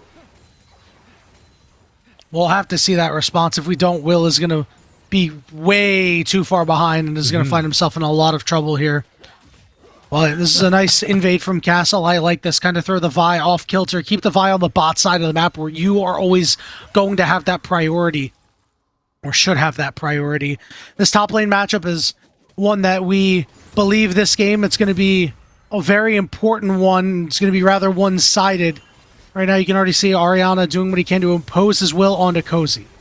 And if it does become vertical jungle as well, it is Castle who's kind of calling the shots on that. And I like the fact that they're isolating this top lane for Ariana, because we already talked about how hard it's going to be for the Silas and we saw in game 1 the fact that Ariana almost flame horizoned Cozy in that matchup. So isolating that, I think, is going to be very, very good. We are seeing Castle clear that top quadrant, immediately recall. Will be invading, but there is the ward that was put down, I believe, by Aojun, which will spot Will trying to get in there, trying to find a little bit more, trying to answer back that level 1 invade from Castle. We're seeing some missing pings here onto Inflame, so they're aware that this is happening. Will is going to be able to pick up those chickens, but right now Castle is on the red buff, lying in wait for Will to start this up. Will is going to walk in and immediately take some damage. The tether is on. The fear is there. The flash, the Zenith blade. Aojun is there first, and first blood goes to the mid laner of Grandview. Clarit's now just trying to get out of dodge, out of mana right now. Legacy needs to provide some cover. Well, there's that heal. They want to take him out. Clarit's will use the flash. Flash for a heal traded on that bot side. And you know what? The heal is a lot shorter cooldown, so I think GVU are going to be quite happy with how that went. And yeah, that comes from experience. That comes from these teams clashing multiple times. Castle correctly reading what Will wants to do to a T. And that ambush is not only going to get Castle ahead in terms of jungle camps, but getting the first blood onto Aojun in that mid lane as well is going to be massive. Yeah, it was perfectly done. It was exactly what we expected would happen to start off this early game. And that's going to throw Will for a tizzy. He's very homeless right now. He doesn't have anywhere to go. Meanwhile, Castle still has his Krugs, still has his entire top quadrant to take. Right, sir. They did spot out Inflame mid lane. Yep, rooted up here. He's going to take a lot of damage, but he does have his summoners to be able to escape. No fourth shot going to come through for Legacy. And Nerves of Steel from Nightstar. They're not burning either barrier or flash. Clearly just trying to cancel the back and slow things down for a potential redive. Barrier now has to be burnt, but Inflame coming back home bot. All right, Clarice is going to have to try to portal himself over the wall, but he's not going to live long enough to do that. Nightstar picks up another kill. Things are kind of going from bad to worse, Yanni. The big sort of snowball we saw from Northwood in game one, well, shoes on the other foot this time. It's Grandview reading them, outplaying them, frankly, in terms of this. And Clarice, I get the aggression. It bought a lot of space for Legacy, but feeding that kill over to Nightstar, that undoes all the good work he did with that early pressure.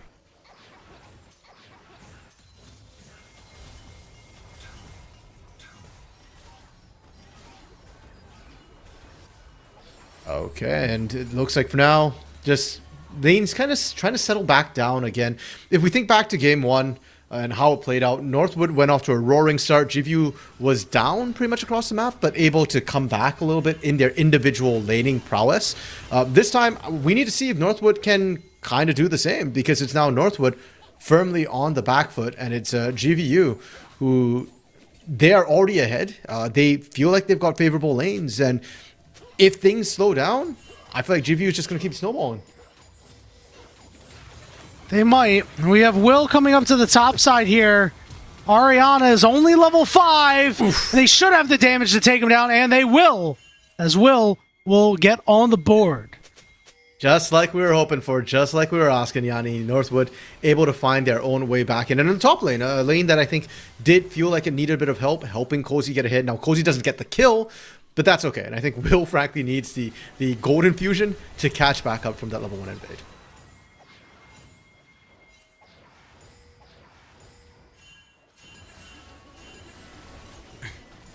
Reppy just trying to clear things out, just trying to get as much priority as he can. It's so hard early on, though. Wei doesn't really have the damage for full wave clears quite yet. We'll be able to get that a little bit later, so we're going to see the tippers get dropped on his head. A lot of damage coming through. That shield's not going to mitigate a whole lot. And Grandview certainly fighting with a ferocity here to start this game, too, that they did not have in game 1.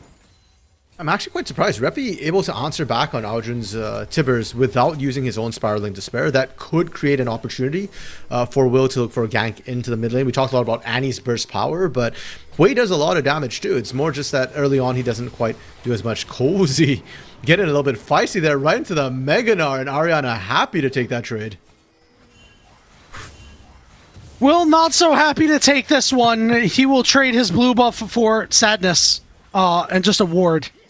Well, that'll get cleared out. Castle's going to be able to pick up this crab and should hit level 6 off of this and can start hitting the go button.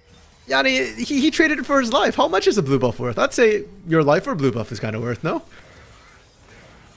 No, I don't think so. I don't think this is an equitable trade. Yanni, are you a jungler? Jungle, at this point, is probably my worst role. It used to be my second worst role, but I've been forced to play a lot of top lane lately because... You know what? Checks out. That's why I'm willing to trade your life for a Grapes blue has been buff. too busy with his new job on LCS to play top lane for our caster team. So I've had to take up that mantle because nobody else will. You know what? Selfless, Yanni. We appreciate that. In a caster and as a person. You're a great human being. I went to the Shicep School of Top Lane. What is the Shicep School of Top Lane? I had Shicep coach me because me and her are tight. She was very cool. So, I don't know how to play Rengar top lane, but I can certainly play aggressively enough to beat people in my elo now. Fair enough. And speaking of the top lane and the elo, I think Cozy has actually equalized things. He's getting the pressure on. I didn't expect the Silas to come online quite this quickly, and I'm wondering how much of it is because of the potential for Will to be in the area. I don't think they actually spotted out... Okay, I don't think they spotted Castle, but the ward... yeah. This could go very poorly. It does feel like Ariana's going to run out of Mega very soon. He's up against the wall, slammed up against the wall, but misses the Abscondum Duck because there was no vision. Speaking of no vision, the Paranoia goes down, but they're going to go all in on the Gnar regardless, and Ariana will fall. Castle's ult is defensive and will not even be able to save his top laner and might not even be able to save himself. Will flash away and survive for the moment. Inflame shows up, and they're looking to lock down Will. Not enough shielding left, so Inflame gets the kill. And now it's just him all alone with Reppy. Looks like Inflame will be just fine. Reppy might need to get out of there soon because the walls are starting to close in, but the walls are closing in on Inflame. Reppy is going to tank this one up, has a nice sidestep, but gets stunned himself. Oh my god, Inflame with the outplay! They were on a timer, and they had to know that from Northwood, so Reppy was trying to get out, but so many things came together. Reppy tanking it up, he just had to wait the half a second, and Inflame, my goodness, when's the last time we got to see a support just outplay like that? Beautiful play from the perfect stun allocation, dodging everything out, and just breaking Cozy's ankles, breaking his back on that play. That's so brutal for Northwood to have to deal with because it felt like after that top lane play, they were right back in it, but they greeted a little bit too much. They wanted the extra play, and Grandview support Inflame punished them for it. That was 1,700 gold lead for the moment for Grandview. This dragon is still available. Inflame now at level 6 as his boots completed, but really waiting on him to get that support item. That play up top is really going to help him get close.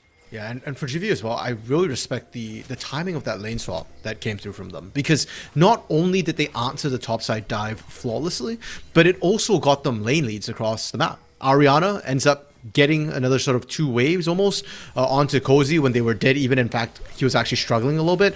Nightstar also gets to rotate out a little bit faster, so he doesn't lose any CS against Legacy. Oh, speaking of Legacy.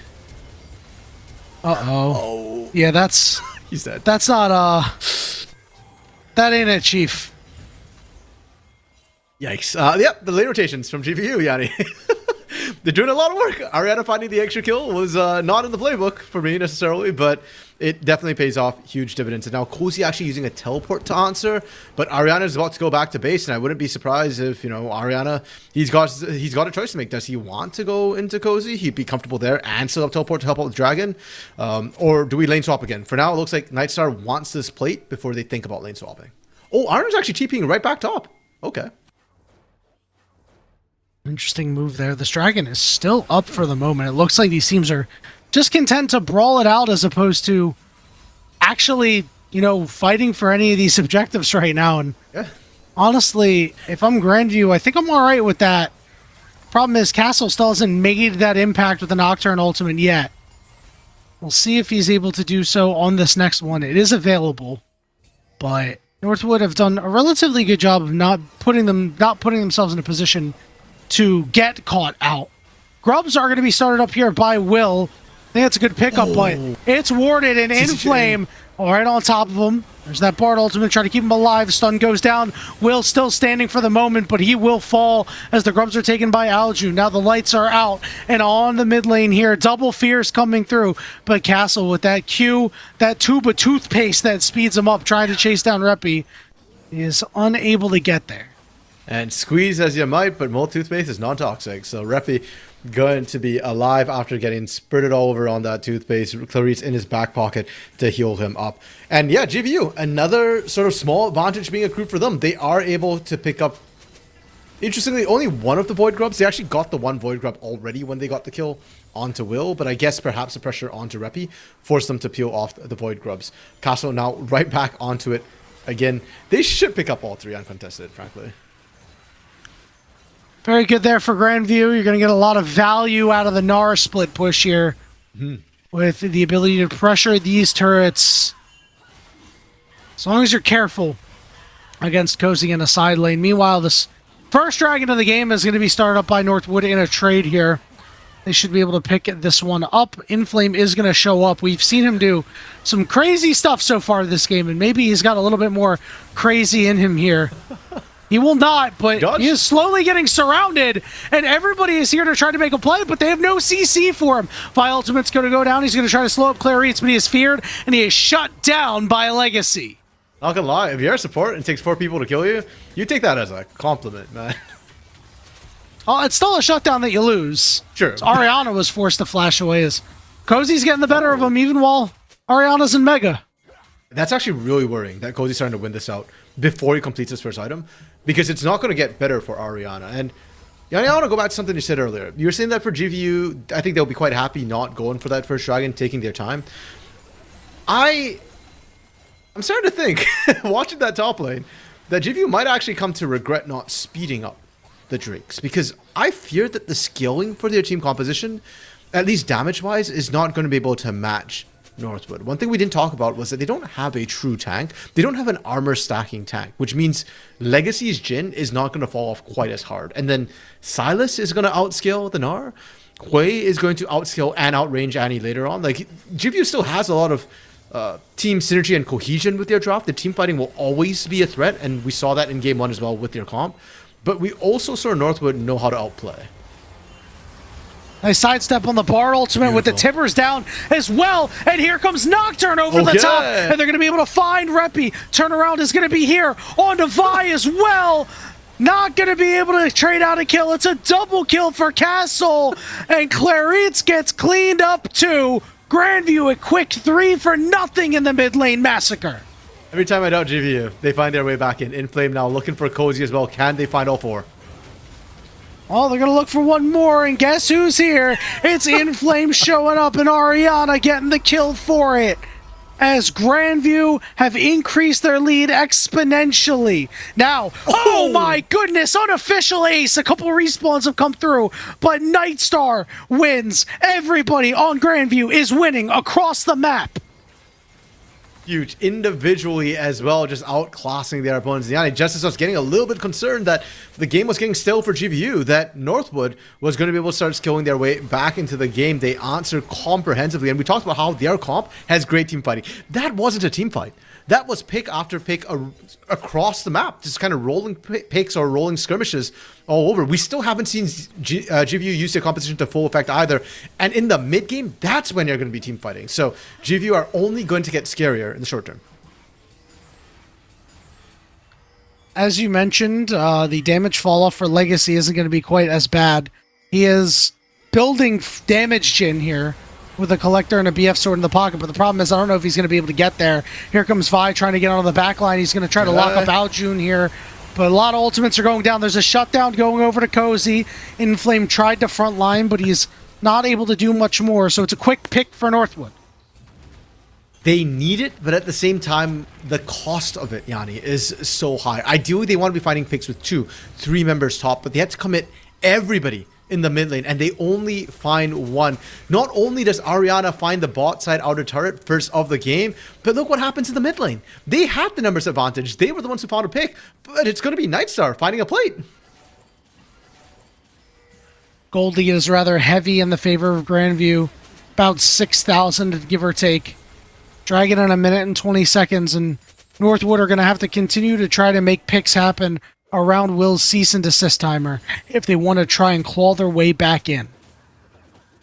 And for Northwood, the other sort of person, well, I'm kind of looking at the bot lane of Legacy and Claritz as well to potentially be some other pick timers they can play around. While Will's is the most obvious, and I feel like the highest conversion rate right now in terms of being able to ult, using Curtain Call as a pick tool would be huge. Now on to Nightstar. Nightstar able to dodge most of it there. That's another pick tool gone from the arsenal of Northwood in the short term, and Cozy seems to be the next target for GVA. All right, we're going up top here. Cozy is stuck under the turret. The Timbers has dropped down, and Ariana is on a rampage. 14-5, 17 minutes in. And at the rate they're going, they keep shutting down Cozy. They keep just dogpiling on him. Ariana is going to be far ahead enough that we talk about the skilling from Silas. Maybe it's not an issue. Get a whole item ahead as Gnar, and you should be able to win that one up comfortably. Another turret going down the mid lane, another in the top side, and GVU have stripped all the outer turrets from Northwood. Well, Reppy is going to be able to get this bot tier 1. It could come at a cost. Hui is not necessarily known for being able to escape sticky situations, but he'll stick around and take out the rest of the minion wave. This dragon has been started up. Priority is here for Northwood. We'll see if Grandview want to fight this one out. Castle does not have paranoia, but he is going to drop the Rift Herald down. He'll step over a trap himself, use his spell shield, and he will not be able to secure the dragon. He is locked up, but he is going to hop in the Rift Herald, and now could be time to start plowing through some members. Knock up onto multiple members here. He's causing a ruckus on the backside, and Reppy is low, and he is dead. Over on the other side of the fight, Ariana is going to try to chase off Claritz. Claritz will be able to get away for the moment, but the Rift Herald will be in the mid lane here. Grandview pick up a couple of more, even though Northwood got the dragon. Shelly goes down, but the wave has finally arrived with Nightstar in back pocket. Grandview going to take what they can get from this inner turret. They might even be able to get the whole turret. The Void Grubs are doing a lot of work, and Northwood are slow on the response. Legacy actually cancels his back, but I don't know about that one, Yanni. On one hand, like if you're going to go back, just back. It's too late to do anything, and Legacy, he can't even get his back off, can't even go buy his items. A 7,000 gold lead for Grandview. Night and day difference between game 1 and game 2. A much more cohesive draft in this one, I think, is a big reason why they are seeing the success that they are seeing right now. Will is going to walk right into a Tibbers and just die. He walked over that vision trinket. Cozy having used the teleport to get out of dodge, but get out of dodge he will. Only one death for Northwood. Yeah, that was really unfortunate for Will. They just turned the corner, right face first into the Yanni, and you were just not getting out. Aljun positioning perfectly to make sure no Vault Breaker to get out of trouble, and just like that, GVU going to 4-stack, or 3-stack actually, because Aljun went home, on this top side. I thought they were going to look for the inner turret. Instead, it looks like they're going to look for a pick and just clear out vision for now. May as well just try to starve out Will while he is down. He's down 30 CS, equating to about 7 jungle camps, give or take. 2, 6, and 3. Has not been able to have that noticeable impact ever since that early game start. Oh. And Bard ultimate going down. The Leon ultimate just going to try to clear space. But they are going to be able to go in and pick off Ariana. It is a shutdown going over to Legacy. That's all 3 critical big pick tools, though. Pick ultimates from Northwood being used to facilitate that one. I feel like the cease and desist was probably a little bit of overkill, but Northwood want to get whatever they can. Yanni, game 1. Northwood was dominating the game, and then GVU, at around this sort of 25-minute mark, started showing signs of life, started coming back in. Do you think we're going to get to see that from Northwood? I feel like their composition doesn't have quite the same teamfight tools, and while we are seeing the individual picks, it doesn't feel like they're converting quite hard enough. Yeah, I think that the thing was Grandview needed a Seraphine ultimate, and they were the team that didn't draft the Seraphine. Sure. You don't get that sort of thing in this game if you're Northwood. You don't get to steal your opponent's Seraphine ultimate through using rebuttal. You do get to steal a Gnar ultimate, sure. Yep. You could steal a Tibbers, but Chains of Corruption locks up one member most of the time, maybe a second one. Solar Flare, if you're lucky, will get 2. It's not the same. I don't think they have the same tools. I think it's going to be very difficult for Northwood to be able to stem the bleeding here. But listen, Collegiate League of Legends is imperfect, RMC. Yep. We see things happen all the time. We might see Ariana in a little bit of trouble here. Cozy looking to get close, misses the Gnar ultimate, but they will still be able to lock up Ariana all the same. Reppy gets on the board with his first. And as the lanes are getting longer, it's harder for GVU to actually find trades on these picks. We see Nightstar pushing in that mid wave, but it's not even going to take one plate off that turret. Aljun pushing on this bot side, but the Annie take is kind of slow. She is a mage after all. Aljun has the flash to avoid the pick. Oh, hold on.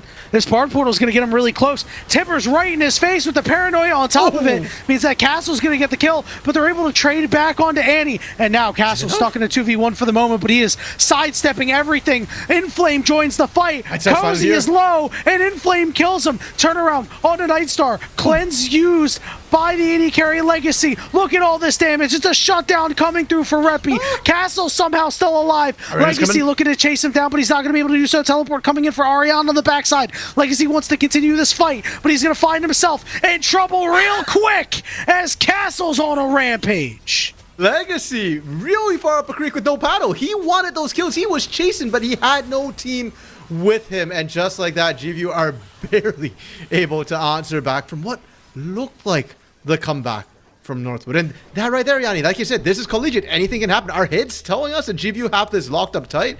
But man, our hearts were almost right when Northwood found that catch. Teleport coming in for Cozy here. This turret will remain upright for the moment as Ariana will back off and not go down here. Speaking of going down, Clarice gets picked off in the middle of nowhere, honestly. I don't know why he's on that side of the map right now. Frankly, I don't know why Northwood's on that side of the map, because Dragon's up. And they should be playing to that win condition, regardless. Cozy in the 1v1 with Ariana, but Ariana's hitting the Narbar, and he's going to get a lot of health back. No way. Cozy once more misses the abscond abduct. Castle's trying to get in range. Paranoia is going to go down. Meanwhile, in the mid lane, Will is dead before Castle can even get there. Unfortunate game for Will. He went deathless in game 1. He is now the death leader in game 2. 2-7-7. And that pick right there is the critical problem. Yanni, both teams were eyeing Baron potentially, especially on that pick from Claritz. Claritz just wanted to get some vision down to protect the Baron. Gets picked. Now Will follows up as well. Claritz going down is rough because no Tempered Fate, which is a huge tool around Baron. But Will going down means no smite, no chance for Northwood to look for a steal. And Dragon going to be started here by Northwood. Remember, it is so much harder to take objectives with specifically the Dragon without a jungler here. This will take them a lot of time, but Grandview just on recalls here. So Northwood have put themselves in a position where if they are able to get this soul, that could be the injection of power that they need to keep pace with Grandview's gold lead here in this game. True. It is going to be an Infernal Soul, additional AP and AD, so just more damage for a composition, which we talked about it, right? Northwood, they are kind of a damage overload composition. They require a lot of picks, and the faster you can pick a single target, the better it is, the quicker you can roll into another, and or the more abilities you get to save for the rest of that fight. So Northwood playing to their comeback, their win condition, and we'll see if GVU give them that time, because GVU, they know what happens. They were the ones in game 1 to almost come back in, and they won't want to give Northwood the same opportunity. With Baron in back pocket, GVU taking all the turrets outside the base right now. Northwood just need to farm up as best they can, give away as little as they can, while Grandview have this Baron buff available. If you lose an inhibitor, that's fine. Multiple inhibitors could be a little too difficult to come back from. Ariana still finding trouble dealing with Cozy on the side lane. As we talked about, not going to get easier as Cozy gets stronger. Still some turret candy to claim on this mid turret if Grandview want it, but they're content to play in the top side of Northwood's jungle for now. And GVU is struggling to actually push in these waves. They've been going with the 4-1 split push where they're trying to move in between lanes. I don't know if that's the right thing for their composition because of the pick potential that North would have. I almost feel like if they just group up as 5, they'd stand a better shot, and they could maybe look to just brute force a fight. Even under a turret, with the gold lead they have, GVU could probably win out or at least go even. There's Tibbers getting dropped down onto Cozy. He will escape with his life. That could open the door for Grandview to get some pushing done here for a couple of moments. It's going to be one member down on Northwood. Reppy's starting to get a little low on mana. So clearing these waves is going to get a little bit harder for the moment until he's able to take that recall. Meanwhile, in the mid lane, mid tier 3 turret starting to really get work down here onto its last plate. Slow push from GVU. They didn't have to convert all the crystals that had built up on that inhibitor mid to do that chip damage, though, Yanni. It's not as simple as them just walking in. Unfortunately, actually brute forcing that one. So, yeah, they are not able to crack the base open. Northwood survived the siege. They don't lose a turret. They don't lose a body. And just like that, Baron buff will have worn out from GVU. Thankfully for GVU, though, not the end of the world. They can kind of just wait for the next Baron to come up. I think it's going to be about... For GVU, it's not about the siege. It's about getting the kills. And that will be the Dragon coming up. That will be the Baron coming up. In Northwood, I almost don't want to see them actually go for that Infernal Soul. If they give that over, it's only first Drake for GVU. Northwood, you're just trying to buy time. Yeah, we said that this team scales better. The Hui is going to be doing some serious damage. Obviously, Legacy, Jhin... When he gets to full build, this crit Jhin build, unlike some of these Mosquito builds, he does quite a sizable amount of damage. So, maybe we'll see if Will wants to try to sneak in and give his life for it. I think you can live with that, even if he dies and you don't secure it. I don't think it's too detrimental to the game state, but could be better off if they just chill out and give it away. We'll find out what they're going to do in a minute and 30 seconds, RMC. Yeah, the big problem with Will trying to go for the Dragon Steel is if he dies, that's also going to be Baron going the way of GVU, and that gets a lot dicier. It's probably safer for Northwood to try and play around the Baron instead. Jeez, Legacy just lost a chunk of his health from that poke. Gold numbers you're seeing right there. some lanes are kind of even, like mid lane's kind of even, top lane is not too far apart, but the bot laners, that's a 2,000, almost 3,000 gold gap, and it's reflecting in the items. Nightstar is a full item ahead of Legacy. You talk about how the crit build from Legacy can do a lot of work, but he kind of needs to get there first. He's the one who's most starved, I feel like, in his matchups. It is a sizable gold lead in this game for the side of Grandview, up nearly 9,000 at this point. Hasn't really gotten better for Northwood, but it hasn't gotten a whole lot worse. True. Typically, when you're already down 7k and you lose a Baron, you're talking about Game 3 RMC, and yet you're still here talking about Game 2. We're seeing no setup from Northwood on that bottom side, so it looks like they are likely to just hang out and continue doing their thing up on the top side of the map. We'll see if Reppy wants to push forward and try to take that top outer turret. Anything that you can do to claw back some gold would be considered a positive for Northwood. Never say die, Yanni. Right now we're in the lower finals. So loser goes home after an illustrious split from both of these teams. Heck, Northwood in their regular season, in their division, they had to face up against Fisher, who's currently sat at the top at the grand finals waiting for them. They beat everybody. Like, Northwood did not drop a single series, and for Grandview they only lost to Roosevelt Lakers, and they were able to answer back in the playoffs with them. So to get this far, this close, and lose in the lower finals, neither team wants that. So despite the fact they are down 9,000, now 8,000 gold for Northwood, I don't see any give in them, and I think that's the right call. Just keep fighting. You never know what's going to happen. Well, we did see a little bit of give in them as they gave away that dragon. But I understand what you're getting at. I mean, it was a smart map play, try to cut down on the gold deficit just a little bit. It's going to take a lot more than that, Northwood, but again, if you can slow down this game, if you can elongate this game, you could be in decent shape here. Tipper's going to go out on a scouting mission here. Just a mobile ward, essentially, for the side of Grandview. That is big for Castle. It doesn't mean that he is able to engage it well if there's some follow-up, but take the blast plane over the wall, and we'll see if they start up the Baron here. And it looks like they will immediately after that Farsight alteration was used, so Cozy a little low on mana. We'll see if he really wants to join this fight. It looks like he will. Teleport's coming in. Baron down to about 5,000 HP. There's the ultimate coming out from the Bard. Lights are going to go out. Baron's going to regen. Castle maybe looking for an angle. Not going to find one here. So these are some big cooldowns out of Grandview right now. Ultimate stolen from Ariana. So Cozy is going to have that Gnar ultimate in the back pocket. Northwood is going to move into this mid lane here and take mid tier 1 and get more gold into their pockets. Great chip damage on that bot side. Cozy finding more minions or more CS for himself. So all upside from Northwood. And it did cost them the teleport from Cozy, but certainly not the end of the world. Now Cozy completing that Zonia's hourglass as well. Yanni, we're seeing GVU starting to have to pay quite a lot of respect to Northwood. They recognize that, yes, we are strong. Yes, we want a team fight.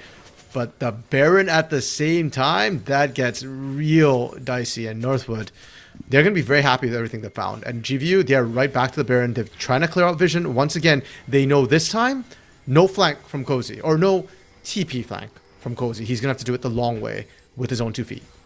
Yeah, or they're going to have to send Reppy down in a side lane. And with that changes Northwood's composition drastically, because you're going to have so much less poke.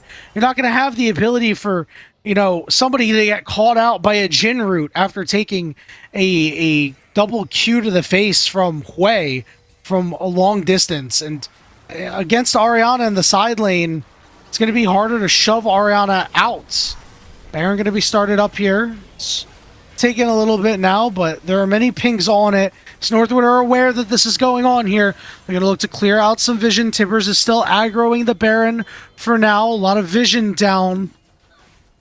Looks like Baron will be able to take out Tibbers. We do the dance once again, Arms. I'm getting a little bit concerned for GVU. Every time they peel off like that, it's just giving Northwood more time. This is an aggressive teleport.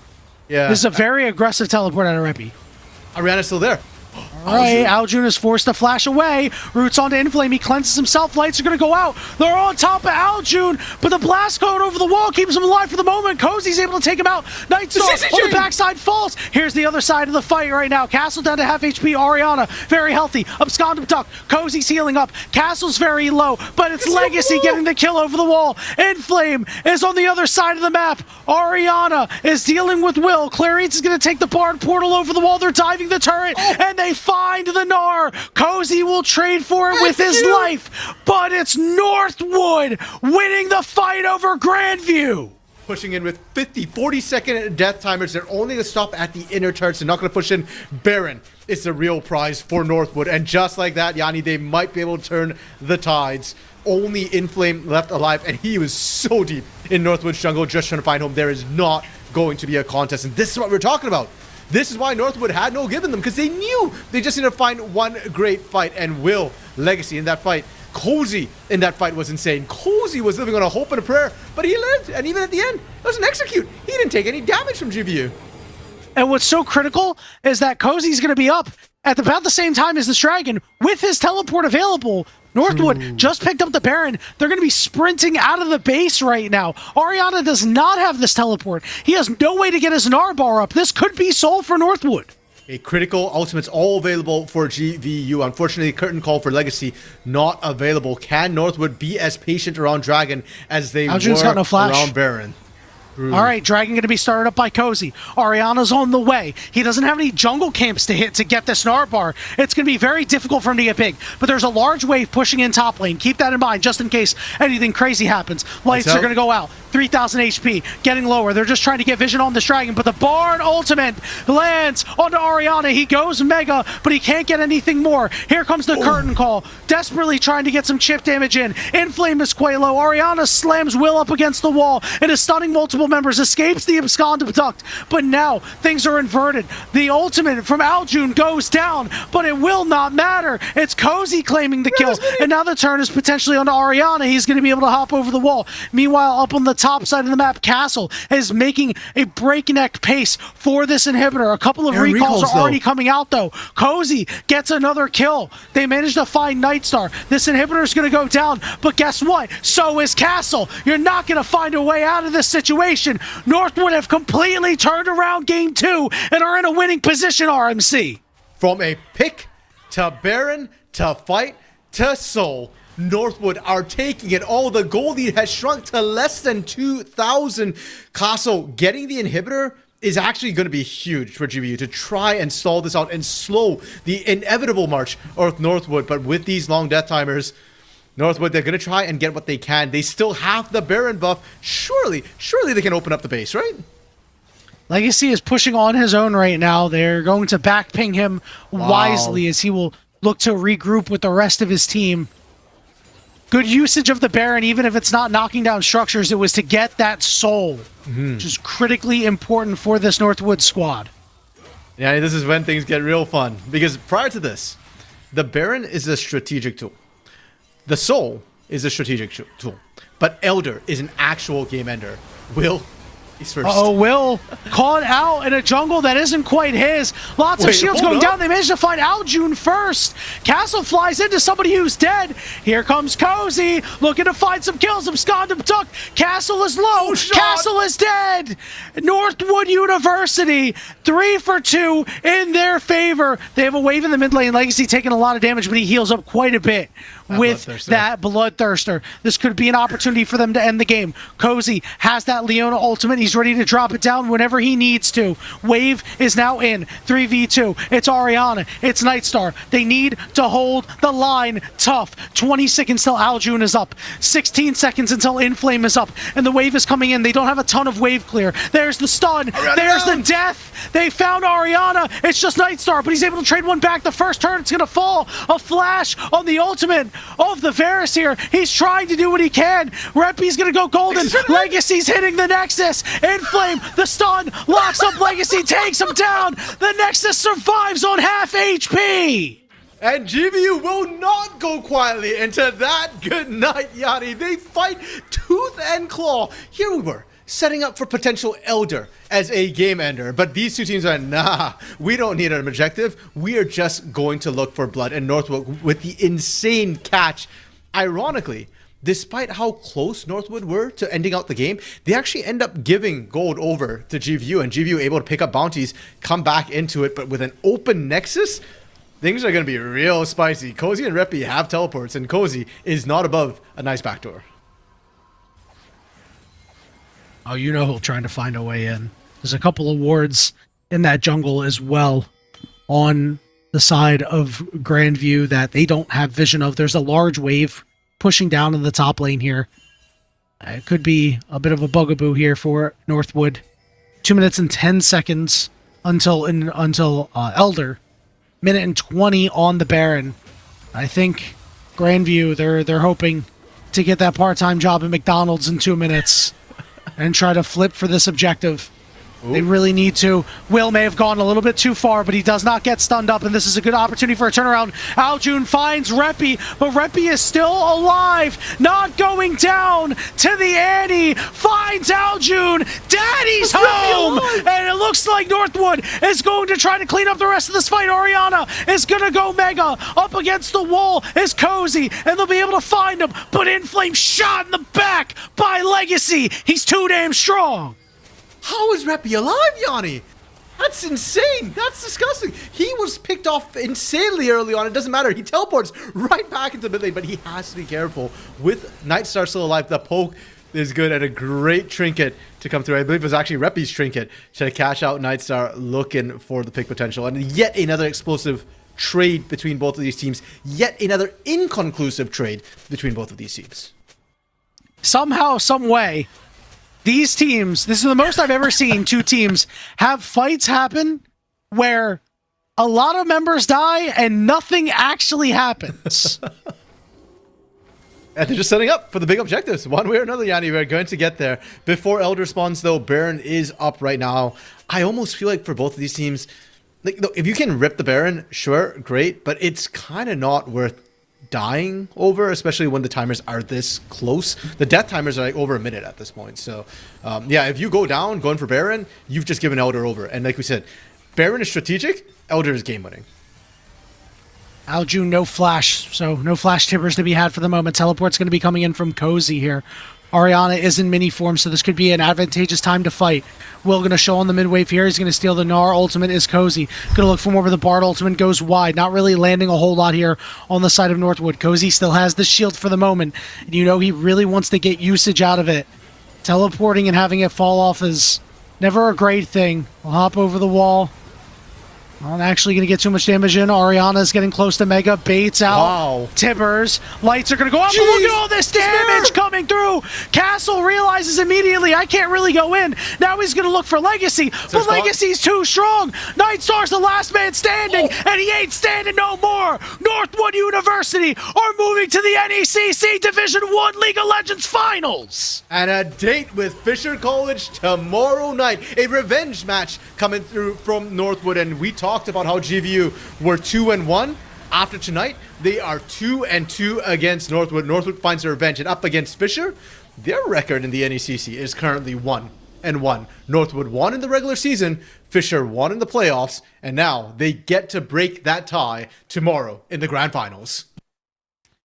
What a crazy series, RMC. I really didn't think Northwood had it in them because they were down a lot, but they hung around. They hung around. That's the story of this series. These teams and their incredible ability to just hang around in these games and not quite get put away. And where Grandview could not do it, Northwood were able to. And that is the reason why they will be fighting against Fisher College to try and win NECC Division 1 League of Legends. A gutsy performance out of this squad who has had trouble with Grandview throughout the year when it's mattered the most in the playoffs. Yeah, lower finals. Lower finals in the playoffs of CLO North Division was where Northwood fell to Grandview, and here in the NECC they get to punch back. But what resilience from Northwood as well. And I want to highlight Cozy. I think in that second game, bouncing back from an insanely tough game one. Game two, I feel like he was a big part of how they came back. And we talk about Cozy, Will, Reppy, all these veterans. It's legacy on this Jhin. I think you said off maligned pick that we saw in draft, and he made it work so incredibly well in the game 2 to close things off for Grandview. It's a tough one, man. This is their A team as well, who wasn't playing in NECC up till tonight. They step in, and the A team's faced Northwood a couple of times. They expect to do it again here in NECC, but Magic was in the air, and Grandview, a great performance from them, but not enough to clinch the win. Reppy said to Aljun in the pregame of game 1 in the lobby, I win this time, and he got it done. Tomorrow is the last day of spring playoffs. We have so much going on right now, RMC. We've got Overwatch. It's going to be on the main NECC channel. We got League of Legends, obviously Fisher versus Northwood on NECC 2. You're going to be on for that. We've got the Aurora Series Winners Finals as well.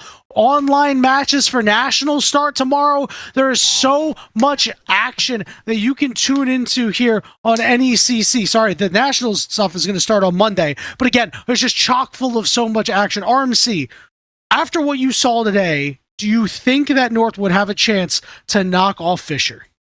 Yanni, after what we saw tonight, there's always a chance for Northwood. That's all I can say. They look phenomenal, fantastic. And you know what? Yeah, we haven't seen Fisher in a while. It will be up to Fisher to kind of change my mind. But Northwood tonight, after watching that, how can you not be hyped? How can you not believe that they've got a chance? You just got to believe. Northwood believed in themselves. They got it done. Let's see if they can do it one more time tomorrow night. That will do it for our broadcast here this evening. We want to thank everybody for showing up and cheering these teams on. For myself, for my co-caster RMC, for Adam Rahman and Shivam behind the glass, we want to thank you all so much for being here with us tonight. And we hope to see you tomorrow for some more NECC League of Legends action.